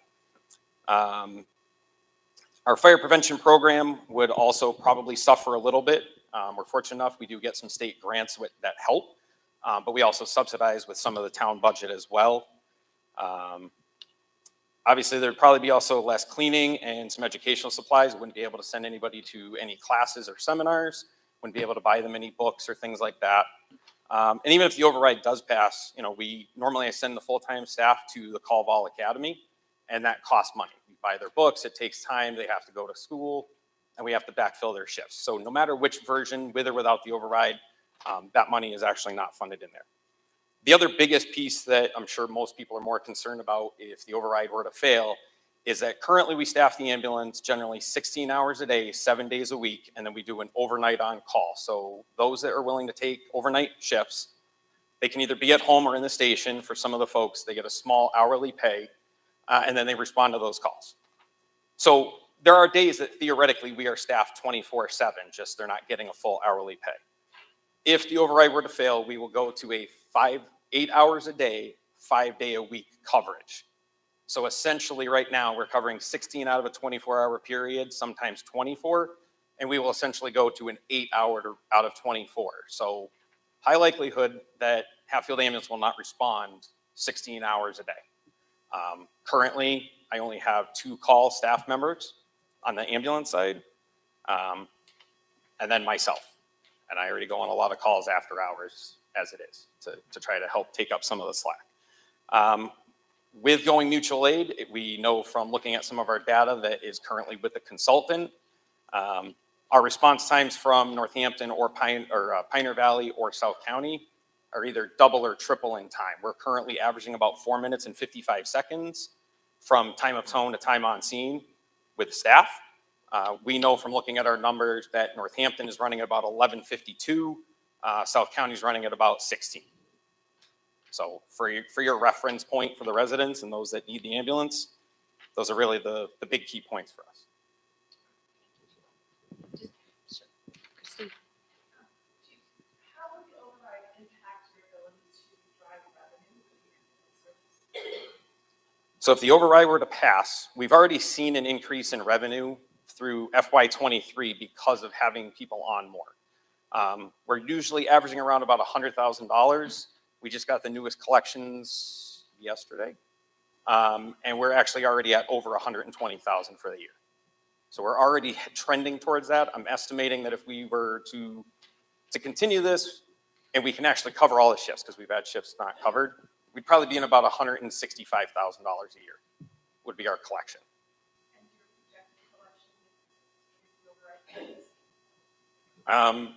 If the override fails, I would say that we would probably be down at 60. Obviously, it depends on if call members are going to respond, but I'm going to go on the side and say probably not based off of the last 2 years' history. I would say that our revenue is probably going to dip down into the $60,000 to $70,000 range.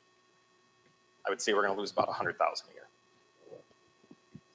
And to Chief DeKoschek's point, as you look up at the screen there, the ambulance is currently self-supporting. It has been since the day that it started as far as operations go.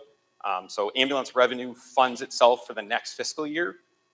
So you can see some of the numbers showing up there, that 101,000.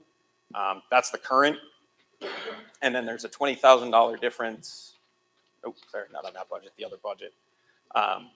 That would be the difference that we would be able to take from ambulance revenue to try to help offset some of the cost within the override. We're able to do that because of the projected revenue that we're already at. Having more people on staff, do you also get called outside of the Hatfield community?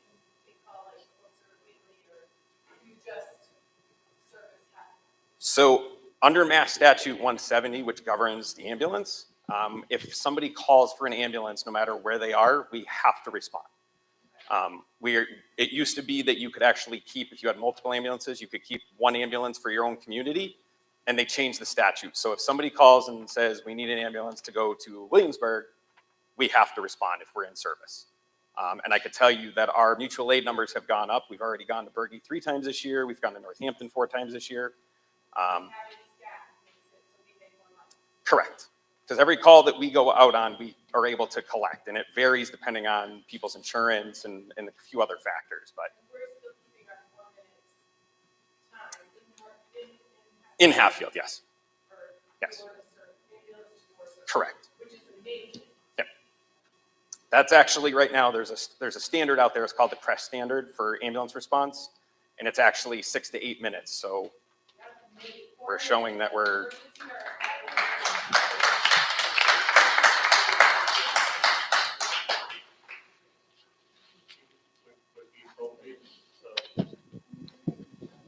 Correct me if I'm wrong. So a lot of the ambulance folks are also firefighters, right? That is correct. So anybody that I've hired since October had to become a dual role. So if I hired them on, they became a firefighter EMT or a firefighter paramedic.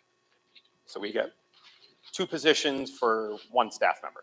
And that would include the second shift, the second 8-hour shift each day, correct? That is correct. So I just think that's important for people to understand as well. Yes, most days we are 16 hours a day with 2 firefighter EMTs or firefighter paramedics. I try to keep it to 1 paramedic and 1 basic. That's allowed under the statute, and it works out pretty well, and that's really what we run most of the time.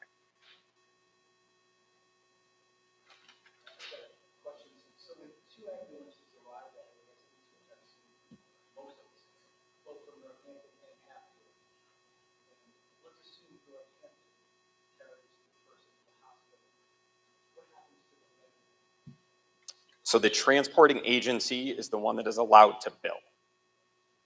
There are times that you will see Northampton, you may see Pioneer Valley EMS come into town, and then our ambulance and their ambulance will go to Northampton. That's what's called an ALS intercept. And that might be a shift that we don't have a paramedic on. So we still get to do the transport. They're in our ambulance. We bill the patient as Hatfield, and then we pay a set fee to whichever agency happens to be coming in.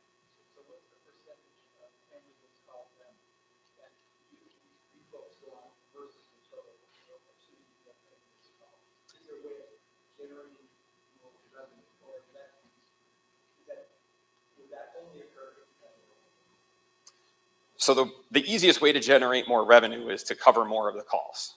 Obviously, every call we go out on, we're able to, if we can staff it full, we're able to bill for all of those transports, which then ultimately equals more revenue.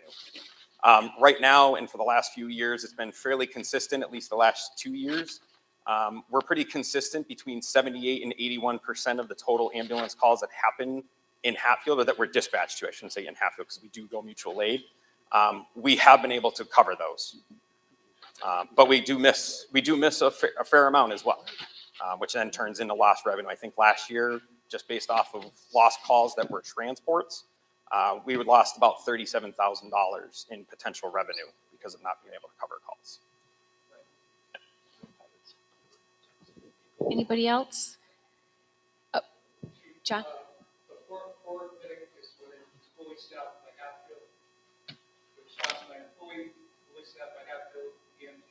That is correct. 2 of our own Hatfield EMTs and firefighters. So if we're responding from home, our averages right now, I think we're at 8 minutes and 57 seconds, but that might be off by a few seconds either way. I just can't think of that one off the top of my head. Anyone else? Chief, thank you. Thank you.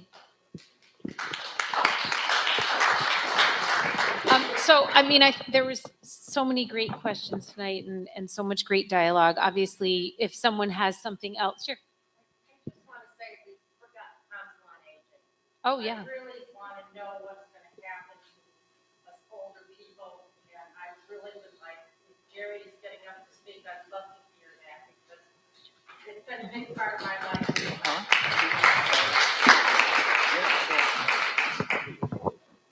Thank you, Linda. I appreciate that. So my name is Geraldine Rogers. I'm the director of the Hatfield Council on Aging. I'm not a town resident. I live in Holyoke. This job came available in 2019. I applied to the COA board, and luckily I got the job. I applied because I knew of Hatfield. I knew of it being a nice small town, and I said, this will be a nice place to work. When the COA board interviewed me, they interviewed me here at the school. So I did not see the senior center before I was hired. You all laugh because obviously you must have known what it looked like. So to my surprise, when I was hired and then I came and walked into the senior center, I was totally appalled as to what I saw downstairs. I said, this is not a place for our seniors to be coming to. And I had a vision that, we've got to do something here. I found out as I was here that there was money put aside for renovations. It was there for like 5 years. Finally, this was all going to happen. And in 2019, we got moved up. We had to move out of the center. Cookie and I moved upstairs to the town hall offices. And our programs and services were over at Our Lady of Grace Church. So running back and forth, using the facilities, doing what we can, trying to get more programming into the center, trying to make things more attractive for people to come. And then hoping after we did the renovations downstairs that we would get more. Yes, very grateful that we got the renovations. I oversaw a lot of what was down there, along with the DPW, along with Ed Jakorski, everybody that was involved. But had this vision of what this place could look like. It needed to be brighter. It needed to be more welcoming. And for those that haven't been down there, please come down. It is very nice down there, but it still isn't big enough for us. When I started here, my operating budget was around $4,000. Okay, that's not what we're for salary. I'm the only full-time person. Cookie is part-time. She works 18 hours a week. And I have 3 part-time drivers. We provide a lot of services for our seniors. If you look over time, over the years, many years, where senior centers are located. Senior centers were always at the bottom of the barrel of the budgets, okay? Senior centers were in basements of different buildings.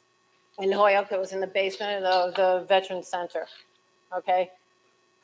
In schools, old rooms, you know, come on, this wasn't suitable for our seniors. And Cookie and I have worked so hard, along with my drivers who go out, who are very compassionate when they pick up residents in town that need to go to medical appointments or doctor's appointments. I sit in that office every day. I'm running a business downstairs. My door is always open for anybody to walk into my office. You know, I'm doing a variety of things. I'm doing all the clerical. Cookie does some of the clerical too. We're talking to people. If somebody walks into my office and is having a bad day, I'm a social worker. I'm an outreach worker. If somebody needs somebody to go to their house, I try, if I can get out, to do that. You know, we've come a long way. Technology has been brought up at the senior center. We have what's called My Senior Center that calculates everybody that comes in so that we don't have to do this all by hand that we were doing before. You know, we've got more programs. I don't know if everybody's seen the newsletter. We've improved the newsletter. We're getting so many more programs in here. Over the past year, we've had over 11,000 visits in the senior center. And and this is with the budget that we're working on. If we had a cut from where we are at $7,425 down to $4,800, that's going to cut what we're going to be able to do. Or I'm going to have to charge everybody for different functions. You know, I try to keep it at a minimum so that people don't have to pay a lot of money. But if not, for the entertainment and everything that we do, all the programs, you know, I'll have to start charging fees, which I, you know, really don't want to. You know, so we're going to have to cut back on some things. And all the other towns are finally seeing that our older population, I don't want to say seniors, I'm 61 years old, so I'm in that category now. They're seeing and they're looking at our baby boomers that are coming through. You know, we need senior centers. We need places for people to go to. You know, got families, people, seniors that come here that they don't have families, so they come to the senior center. We provide a lunch. We provide programs. I have my crew right here from over at Capelon who came to support us. You know, they're right across the street. Majority of them are volunteers. Without my volunteers, we wouldn't be anywhere. So I'm not asking for more money. I did ask for it, but if I could just be kept at a level funded budget, I'd be happy with that. Jerry, you do a lot with a little. And I just want to add one thing that you didn't touch on, and that was your response during COVID and the outreach to seniors and making sure that they were, you know, looked after, cared for, even when people couldn't come together was really remarkable. And the vaccinations that the Council on Aging oversaw. I just Thank you. mention Yes, that. we were closed for 15 and a half months. And we were working from home for about 3 weeks. And then I worked together with Cookie at her house, and then we came back into the office. And it was, what do we need to do? And all the senior centers, 325 senior centers in Massachusetts were shut down. And we had to do outreach. We had to make phone calls. You know, there was a lot we did. We had to get any items that needed face masks, you know, whatever. And when it came time for COVID shots, Cookie and I reached out. We got over 650 people into the system to get their shots when they were having difficulties. But that's the passion that we have to be at the senior center. It's not about me. It's about what I want to do for the people in this town. Because everybody that has walked through the senior center doors has been amazing. I haven't had any problem with anybody, and I enjoy working here. Thank you, Jerry. Mr. Genovese, did you want to, the DP, I'm sorry.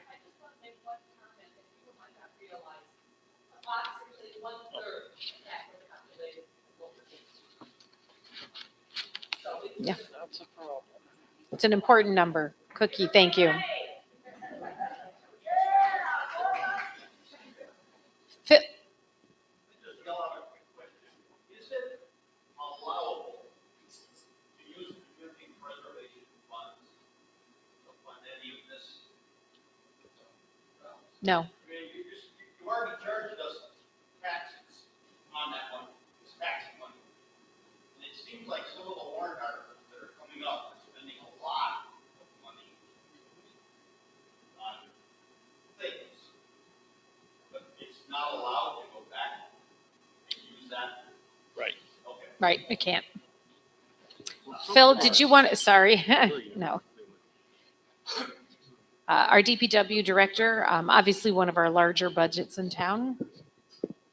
Thank you. Thank you for the opportunity. I just have a few things to say.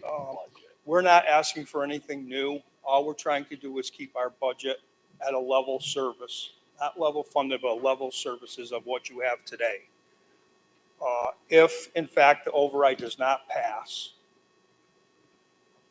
there's going to be some impact in our budget, which is going to require the transfer station hours being reduced. We'll only be open on Saturdays from 7 to 1 in the afternoon. And the other impact will be that we will not have the brush pile that is free to all residents to bring. That will be shut off, as well as there won't be no seasonal help. So it's about a $35,000 cut into our budget if in fact it doesn't happen, because we have to absorb the cost of utilities going up 20 to 30% within our budget. The facilities budget takes care of all town buildings except for the schools, as far as utility costs, which include heat, electric, water, and sewer bills. We pay all that. So if the impact of this is going to be very significant, and hopefully, we'll be able to absorb it and also we are going to have to absorb any contractual increases for our union employees within the existing budget. So that's another $10,000. So we're talking about $40,000 to $50,000 worth of services that'll be cut just to go on for fiscal 24 without the override. Thank you, Phil. Go ahead, Christine. Could you spell out a little bit, when you say that there would be no seasonal help, can you paint a picture of what that really means, what that change to town? Sure. So right now we hire 3 seasonal employees throughout the summer. The school has been, very good to giving us some names and putting some, local residents, children to work. This will include, there won't be any brush clip trimming. There won't be any crosswalk painting. There won't be any, well, there'll be some, but it won't be like it is today with the mowing around the facilities or with the trash pickup within the cemeteries or within the town, such as the basketball courts in front of the fire station currently. So, it's something probably nobody really thinks about, but when it's not done, people call. And the same with the path on top of, on top of the levee, on top of that levee, there's a lot of things that go on up there where we have to go treat for poison ivy, or, people let their dogs run, and, we have to replace all the bags and pick up anything that's out there. So that won't, that's something that's not going to happen if in fact we have to cut the seasonal help. Thank you, Phil. Does anyone have any questions for Phil?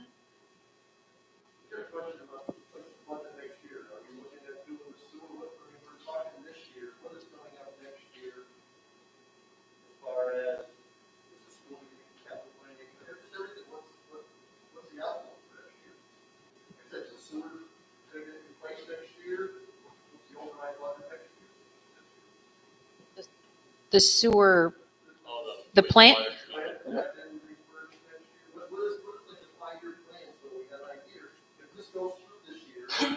It's like we built the school, after 10 years paying on it, you didn't get that discount when you come back, if you're paying on school for 10 years, it stays at that rate. No different than this rate we're gonna get now, it's gonna move stuff. It's not gonna come down after next year, it's just gonna go up again and again and again. So there's different. Where does that end as far as, we're trying to get younger people in the town? You can't get them in the town because everything's so expensive for a family to come in here, with kids, just to be able to get them to the school. So there's different kinds of, there's overrides and there's debt exclusion. So when you talk about like this school project, when it's paid off, it goes away. The sewer.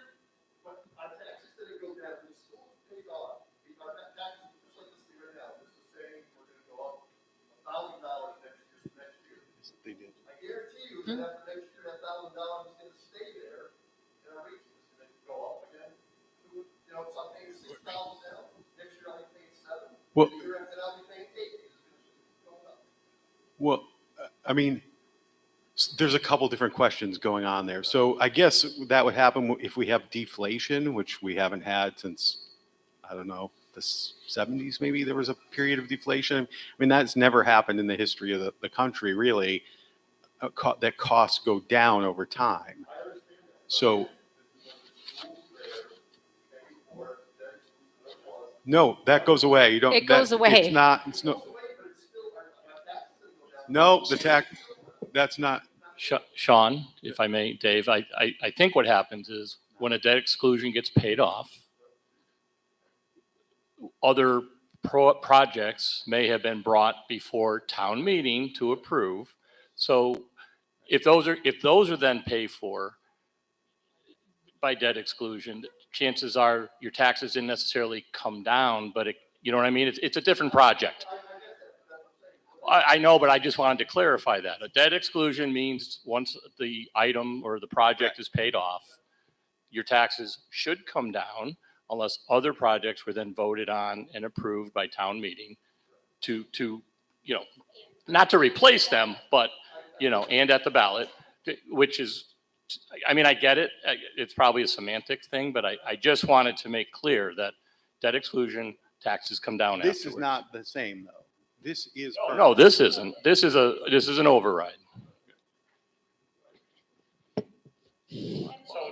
David, to your point, I mean, there's a very extensive capital plan that the town has. It's projected out for many fiscal years. There's, you know, some smaller things on there, like I mentioned before, like the freezer for Smith Academy, and then there's larger things, all the paving, the roofs, and it's all very carefully laid out. And we work. There's a capital planning committee that convenes for about 3 months out of the year. We work with department heads. So that's how that's all laid out. It's not just helter skelter what we feel like doing this year. It's very calculated.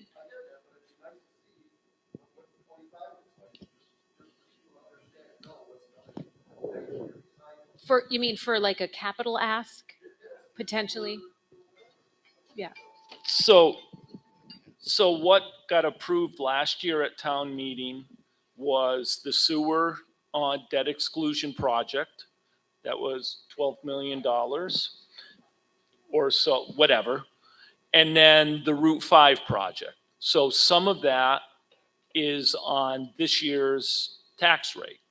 Our debt exclusion is up $400,000 over last year because of projects that were approved. And as the sewer project goes forward, there will be more of that will be put on the debt exclusion. I mean, we're only on the planning stages of that, correct, Phil? We don't know what the exact amount is going to be yet because we don't know yet what USDA's contribution to that is going to be. Right. We haven't issued the final bond. So it's very, we can't, do you have, Phil, do you have any more information about, I mean, other than that, we can't nail that down specifically because we're still waiting to find out information about who's going to contribute what. And I think that it's just a matter of, everyone Well, I think that's why we're focused on things that we can try to bring in some revenue. And I mean, in some ways, we are depending on revenue, particularly from the school. But I don't want to give the impression that that's the only reason we should do things. Like, I mean, the ambulance does bring in revenue, but I think it's a good idea to have an ambulance in town, whether it brings in revenue or not, quite honestly. And I feel the same way about schools. But we're trying to focus on those revenue generating items because if we don't, it's going to create a cascade effect. You know, if we have to go find more money next year, basically what will happen is we'll have to pay money that we lost in revenue to maintain the services that we have in our school, and we'll get no better product for it. We'll be getting a lesser product and paying more for it because we'll be losing on the revenue side like we did this year. And we can't really afford for that to happen too many times. You know, so that's why we're kind of focused on that, because if we go too far down the road, it just won't impact the schools. It'll impact all the other departments too. Because we have no immediate plan to do anything else with the school, and we can't get an immediate plan yet. We still are responsible for educating those students somehow. So that's a real problem. And I mean, I wouldn't expect tax bills are ever going to go down, really. I mean, kind of in the same way, I guess I don't expect groceries to go down. You know, like, I mean, things go up and down, but like generally the trend is things go up with inflation. You know, that's how it is, which, you know, but it's difficult for us because we're trapped in a very limited growth situation. And now we have inflation and costs that way exceed that. So it makes it really difficult because of the, you know, and I think there was a mention that the labor contract, I mean, most of our school is labor, right? So are most of our other departments are mostly labor. That are, you know, we gave a 3% COLA this year to non-union employees in this budget. So that's included in the override, is a 3% COLA. At a time when inflation probably ran 7-8%. So in reality, we're asking our employees to take a pay cut. In reality, yeah. Well, no, yeah, I know, but yeah. So I mean, I think if next year's labor cost in the school is up to, what is it, 2.6%, I wouldn't have thought you would negotiate lower than than that. It feels like we're getting a bargain in some ways. So.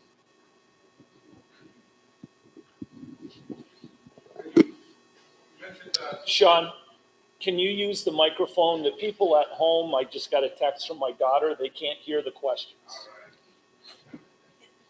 You mentioned the 2.5%, and that, you know, is what it is.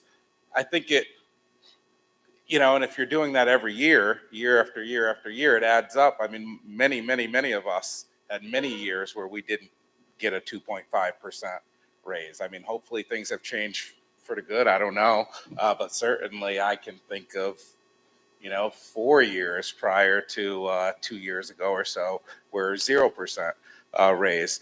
But if you do the 2.5 every year and then occasionally, you know, you do an override and throw on 3, 4, I think it's just really hard for a typical family to keep up with that. It essentially means, you know, cutting somewhere else. And I also think that I don't know how you guys do it. I mean, when I look at this process and what we have and the number of people we have to, divide all of these expenses between, it does seem impossible. I've heard a lot tonight that suggests that there are many other projects that are coming up, some of which that have already been voted on, that are going to cost tremendous amounts of money. And when we hear that money, you know, yes, we've got a state grant here and there, but still, if you've got to split $1 million between, you know, so many people, it can be problematic. I guess Right, but just keep in mind with that, I mean, is that a 40-year loan, Phil? So you're talking about $12 million over 40 years. Well, when I buy a new car, I can spread it out over 7, 8 Right. years, but I mean, I'm still paying. I think the other piece that is that, we're doing that. We're trying to take advantage of the maximum that we can get from USDA on that. And also, just in regard to that in specific, as an example, I remember, Daryl remembers, because we went back and forth with various folks along the way about this, a period of about 7 or 8 years at least where water and sewer rates were never raised. Yeah. Yeah. So you went 8 years without raising water and sewer rates at one point. Mm-hmm. Costs didn't go down. Yeah. They went up. And what happened was it kept, we could have taken that money, set it aside, and had it to fund water and sewer projects like the new plant, except we didn't raise the rates. So I now think we're making up for that. The complicated part is kind of what you mentioned, the deciding to pay something over 40 years. It kind of leads to the situation we're in right now. Many of these bills we're just passing on down the line. And I'm not saying it's not necessary.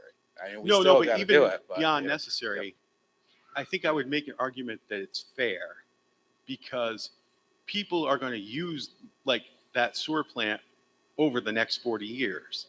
Yeah. So everybody who lives in Hatfield in the next 10 years, say, if we borrowed for 10 years, everybody who lives in Hatfield for the next 10 years would pay for it. And then the people who use it for the 30 years after that would get it for just the operating costs. They would have a free sewer plant essentially. So it makes sense for things that last 30 years or whatever, 40 years. I don't know that actually. Well, how old's the one we have now? 40 years. 40 years old. Yeah. So to me, it makes sense for things that last 40 years to pay for them over 40 years. That way, everybody who lives here and benefits from it shares the cost over that period of time. Yeah, I think, I think that's kind of tough math just based on growth and all that. But anyway, I wanted to say what you guys are doing is extremely difficult. I don't know long-term where, this money is going to come from, but I guess I just want to say to the community that it's time that we start having some of these difficult conversations. Because this, I think, to many of us feels like one of those things where we all want to do the best we can and give everything we can to all of this. And we know like we're putting money into something that the outlook doesn't seem all that great, no matter what it is, whether it's our sewer system or the schools. We know that there are still millions and millions and millions of dollars that need to go into these things. And you say 55% of our health insurance is what we cover from the state. Well, we know that's not adequate. We know we have to address that. So that's another large amount of money. So I just encourage the community and the selectmen to figure out a way that we begin this process of having these hard conversations in a facilitated way where people understand that things would change and some things could be lost or different. But it's time for the hard conversation. Sean, I think that's a good point. And in some of our future discussions, not for tonight, but they need to center around growth. And how Hatfield can encourage growth. I know that, we like it to stay the same here. But we do need to start looking at growth, both of commercial and residential. And I think that there's some things that'll be coming out of the Healy administration that are going to make not just Hatfield, but all communities really expedite how they're looking at particularly housing. So that's a conversation for another night. But you're right. If you need more money, one of the things you do is try to figure out how to get more revenue. So it is a conversation for another time, but. Diana, can I just add, as the former chairman of the last master plan of 20 years ago, it's far too long. And I know they're doing another one right now, and I would encourage all of you to get involved in it, because the one we did back in 20 years ago did make changes to town, and some were good. They were all good changes, but some of the changes we did, and I'll use one for example, is we put in a zoning bylaw for 55 and older, which is great. It's led to some development and whatnot in certain parts of town, and that's awesome. But it took away one of the things it didn't really address well is how do we keep young families here in town?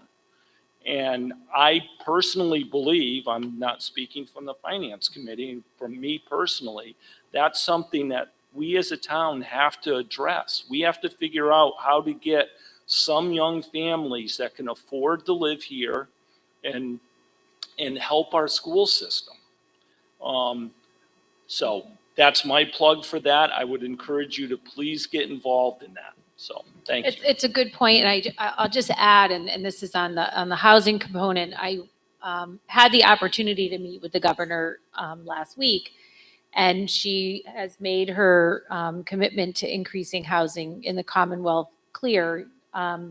She estimates that we're about 200,000 housing units short in Massachusetts. And, she was talking about how she's going to increase housing of all types. So low income, affordable market rate, over 55, even assisted living, and, all of the types of housing that we need. And I asked her specifically, I said, I was there in my role as the chamber, and I told her that I also have this role in a small community. And I asked if communities throughout the state can expect that local aid or grant money might be tied more closely to our ability to demonstrate that we have certain percentages of various types of housing. And she was very clear and said, yes, absolutely, that's what's going to happen. So looking at growth and looking at us attracting housing of all types is going to be important for us on all levels, not just from a generating revenue standpoint, but probably from how we figure into formulas for local aid and grants. So it's coming. It's something we need to think about, and it's probably a good thing if we can increase housing and we can increase the student population, because we have the ability to create more housing here. So it's definitely not a discussion for tonight, but it's part of the discussion. It truly is part of this discussion, particularly with David, with you mentioning what's coming. So yeah, I just wanted to add that. Anybody else have anything? This is a very long evening, and I appreciate everybody giving so much time and thought, and certainly to our department heads and our colleagues over there on the finance committee, really a heartfelt thank you to working on this process. It's been months, it's been painful, but it's been a team effort. And so we have to pass 2 budgets tonight, right? We have to, just the select board, or does the finance committee too? We actually have to vote to put those 2 different budgets onto the town meeting warrant, correct, Marlene? Correct. So I would take a motion. Sorry, yes. I was just going to say, to Diana's point, I'm hoping that nobody has, John wants me to have the microphone, sorry, buddy. I just wanted to make sure if there were any more questions that people felt comfortable asking them. Even if you just need a clarification on something, I think tonight is a great night to ask those types of questions. And John has assured us that this will be playing now up until town meeting. So anyone who has a question, let's do it tonight, since we have enough, time to do it versus at town meeting. Beth Brady, Plain Road, just with the revenue that's being made by the ambulance, what happens to that money? Will there be a possibility to get another police officer to fill the position? Is that ever going to get back on the docket? It concerns me that we don't have the coverage that we need. I would agree with you, but no, the ambulance revenue is dedicated to ambulance funding. It could potentially, use the microphone. It's a little complicated, right? Because we have ambulance people that are also fire people. There may be ways to free up other money potentially if we had more ambulance revenue. Yeah, you can't directly fund that through ambulance revenue, like Diana was saying. Good question. Anybody else? That's also true with right? Because the more school choice incoming revenue we have, the less the town has to cover that, the more the town can use its own resources to do things like that. Right. Anything else?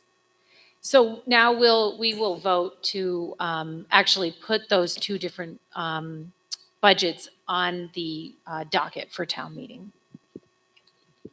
Marlon, process you want us to use as far as when I make my motion? Or just to approve both budgets, is that good enough? So the override budget, the operating budget is 14 million. It's the finance committee, it's not the select board. Which one do you need it from? Say it again, Daryl. Okay. Well, I'll make a motion to approve the 2.5 override budget to be presented at annual town meeting. Motion made and second. Any further discussion? All those in favor? Aye. I'll make a motion to approve and bring forward to annual town meeting the level funded budget. The balanced budget. Second. A motion made and second. Any further discussion? All those in favor? Aye. I'll make a motion to approve I'll make a motion to approve the balanced budget or level budget or whatever we're calling that. Balanced budget. Balanced 2.5 cut budget. Motion has been made and seconded. Any further discussion? All in favor? I'll make a motion that we approve and accept the budget for the override. Motion made and seconded. Any further discussion? Okay. All in favor? Aye. Thank you. So just a reminder, there will be those two budgets at town meeting, both presented. The balanced one, we have to pass. The other one, I mean, it's up to townspeople if they want to pass it, and then that would, the ballot question would then back that up. Along those lines, I just want to make sure people understand that the balanced budget is really a 2% decrease. 2.5% decrease from fiscal year 2023, right? So it is balanced, but it's 2.5% less to the departments overall, right? Right. So I don't know if that's raising more questions, but I wanted to make sure folks understood that it's less than what it is this year. Yeah, Jerry.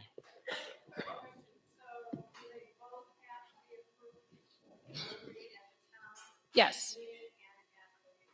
No. Only the override budget is on the ballot. No. Both budgets have to be approved on town floor. The override budget appears on the ballot. Well, technically, you don't have to approve, the override budget. It's optional. That's what I'm saying. Well, right, exactly. You're asking to get it on the ballot. Right. Of course, townspeople could vote to not approve the override budget, but that's how it gets on the ballot. And then on the ballot, it would be just the money for the override. I am not too worried about who's going to come back.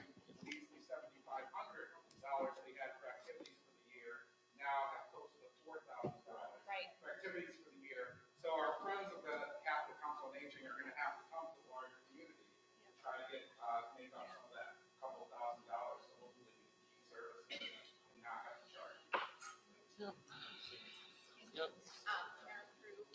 Will the override budget be presented as a whole, or will it be parsed out line item like you mentioned? Both budgets are presented in line item form, but you vote one budget. You vote each budget with one vote. Yeah, but the floor does get opened. Usually the moderator will say, does anyone have questions about lines this through this? Or to give opportunity to speak to it or ask questions.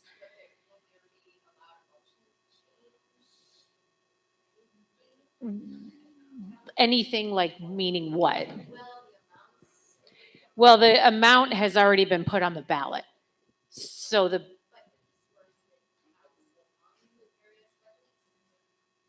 it's town meeting floor. Do you mean of the override budget? I mean, I guess you could do that. Right. It is a good question. They're always open for that. Yeah, Lydia. Generally, you can't. Yeah.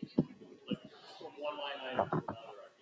Yes, at town meeting, you can make a motion to change any line item. We've said in the past, these people go through months of work trying to put these budgets together. And I mean, I sat there through meetings and I'm not even really involved in it.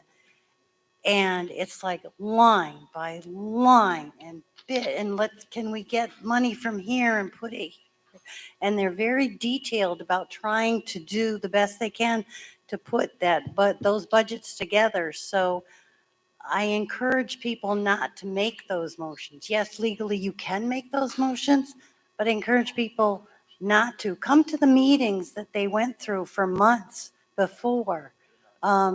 Otherwise, we're going to have a town meeting that runs through 3 nights trying to get through everything.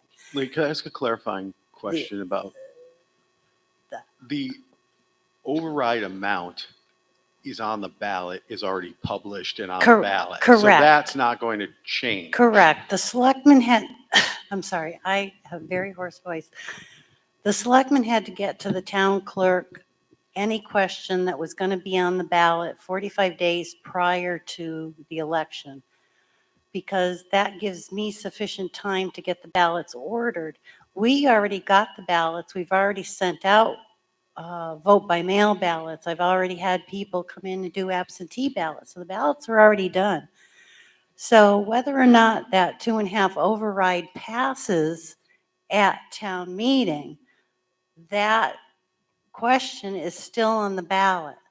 So what happens is, say it passes at town meeting, which we all hope. But anyway, say it passes at town meeting, then it has to pass at the election as well. You need it to pass twice in order for it to go through. If it doesn't pass at town meeting, it's still on the ballot. You still vote on it on the ballot. If it passes at the election, but didn't pass at town meeting, it gives the town an opportunity to do more outreach, and have a special town meeting and try again to get people to pass the budget. That's the way it works. That's the way the law is set up to do a 2.5. Lydia, I was just going to say, I believe that's this school. We went through that a few times. Yes. Early on. Yes. It passed one, but not both at the same time. As a matter of fact, I was looking when they voted to build the elementary school, because I was trying to research to see how many people are coming to town meeting, because it's always kind of a crapshoot as to how many packets of handouts we have to make. And everybody always comes to the town clerk, how many should we make? How am I supposed to know? I don't know how many people are going to show up. But anyway, so I was trying to get a sense of how many people would be at town meeting. So where was I going? What was it? Yes, so the elementary school, multiple attempts, and it was passed to build the new elementary school at a special town meeting, not at an annual town meeting. So I'm guessing what probably happened is it failed at town meeting, it passed at election, and then they did another special election. So to more directly try to get at what you're talking about, though, about the amendments, you have to correct me here. If it got amended and reduced at town meeting floor, the amount would still be on the ballot. Correct. So then you'd have to go back and have a special town meeting to either pass a different amount that matched the one on the Yeah, ballot, or I don't know. or another ballot I'd question. have to research that. Yeah.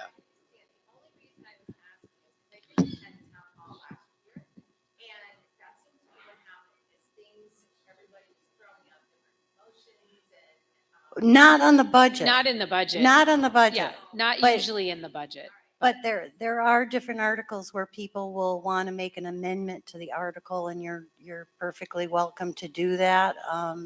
Be very careful. I need your amendments in writing. Yeah. Yeah, we have to be very careful exactly how those things are worded and. Yeah. So, but yeah, no, town meeting is your meeting. It's not the selectmen's meeting. It's not the finance committee's meeting. It is your meeting. And we invite them to come and answer questions. Thank you. Yeah. Yes. Anybody have anything else? These were all really good questions, and I'm, See you too. We'll see everybody next Tuesday. yes, that's right. Thank you. I'll make it, we did the vote. I'll make a motion to adjourn. Second. All those in favor? Aye. I'm out of here.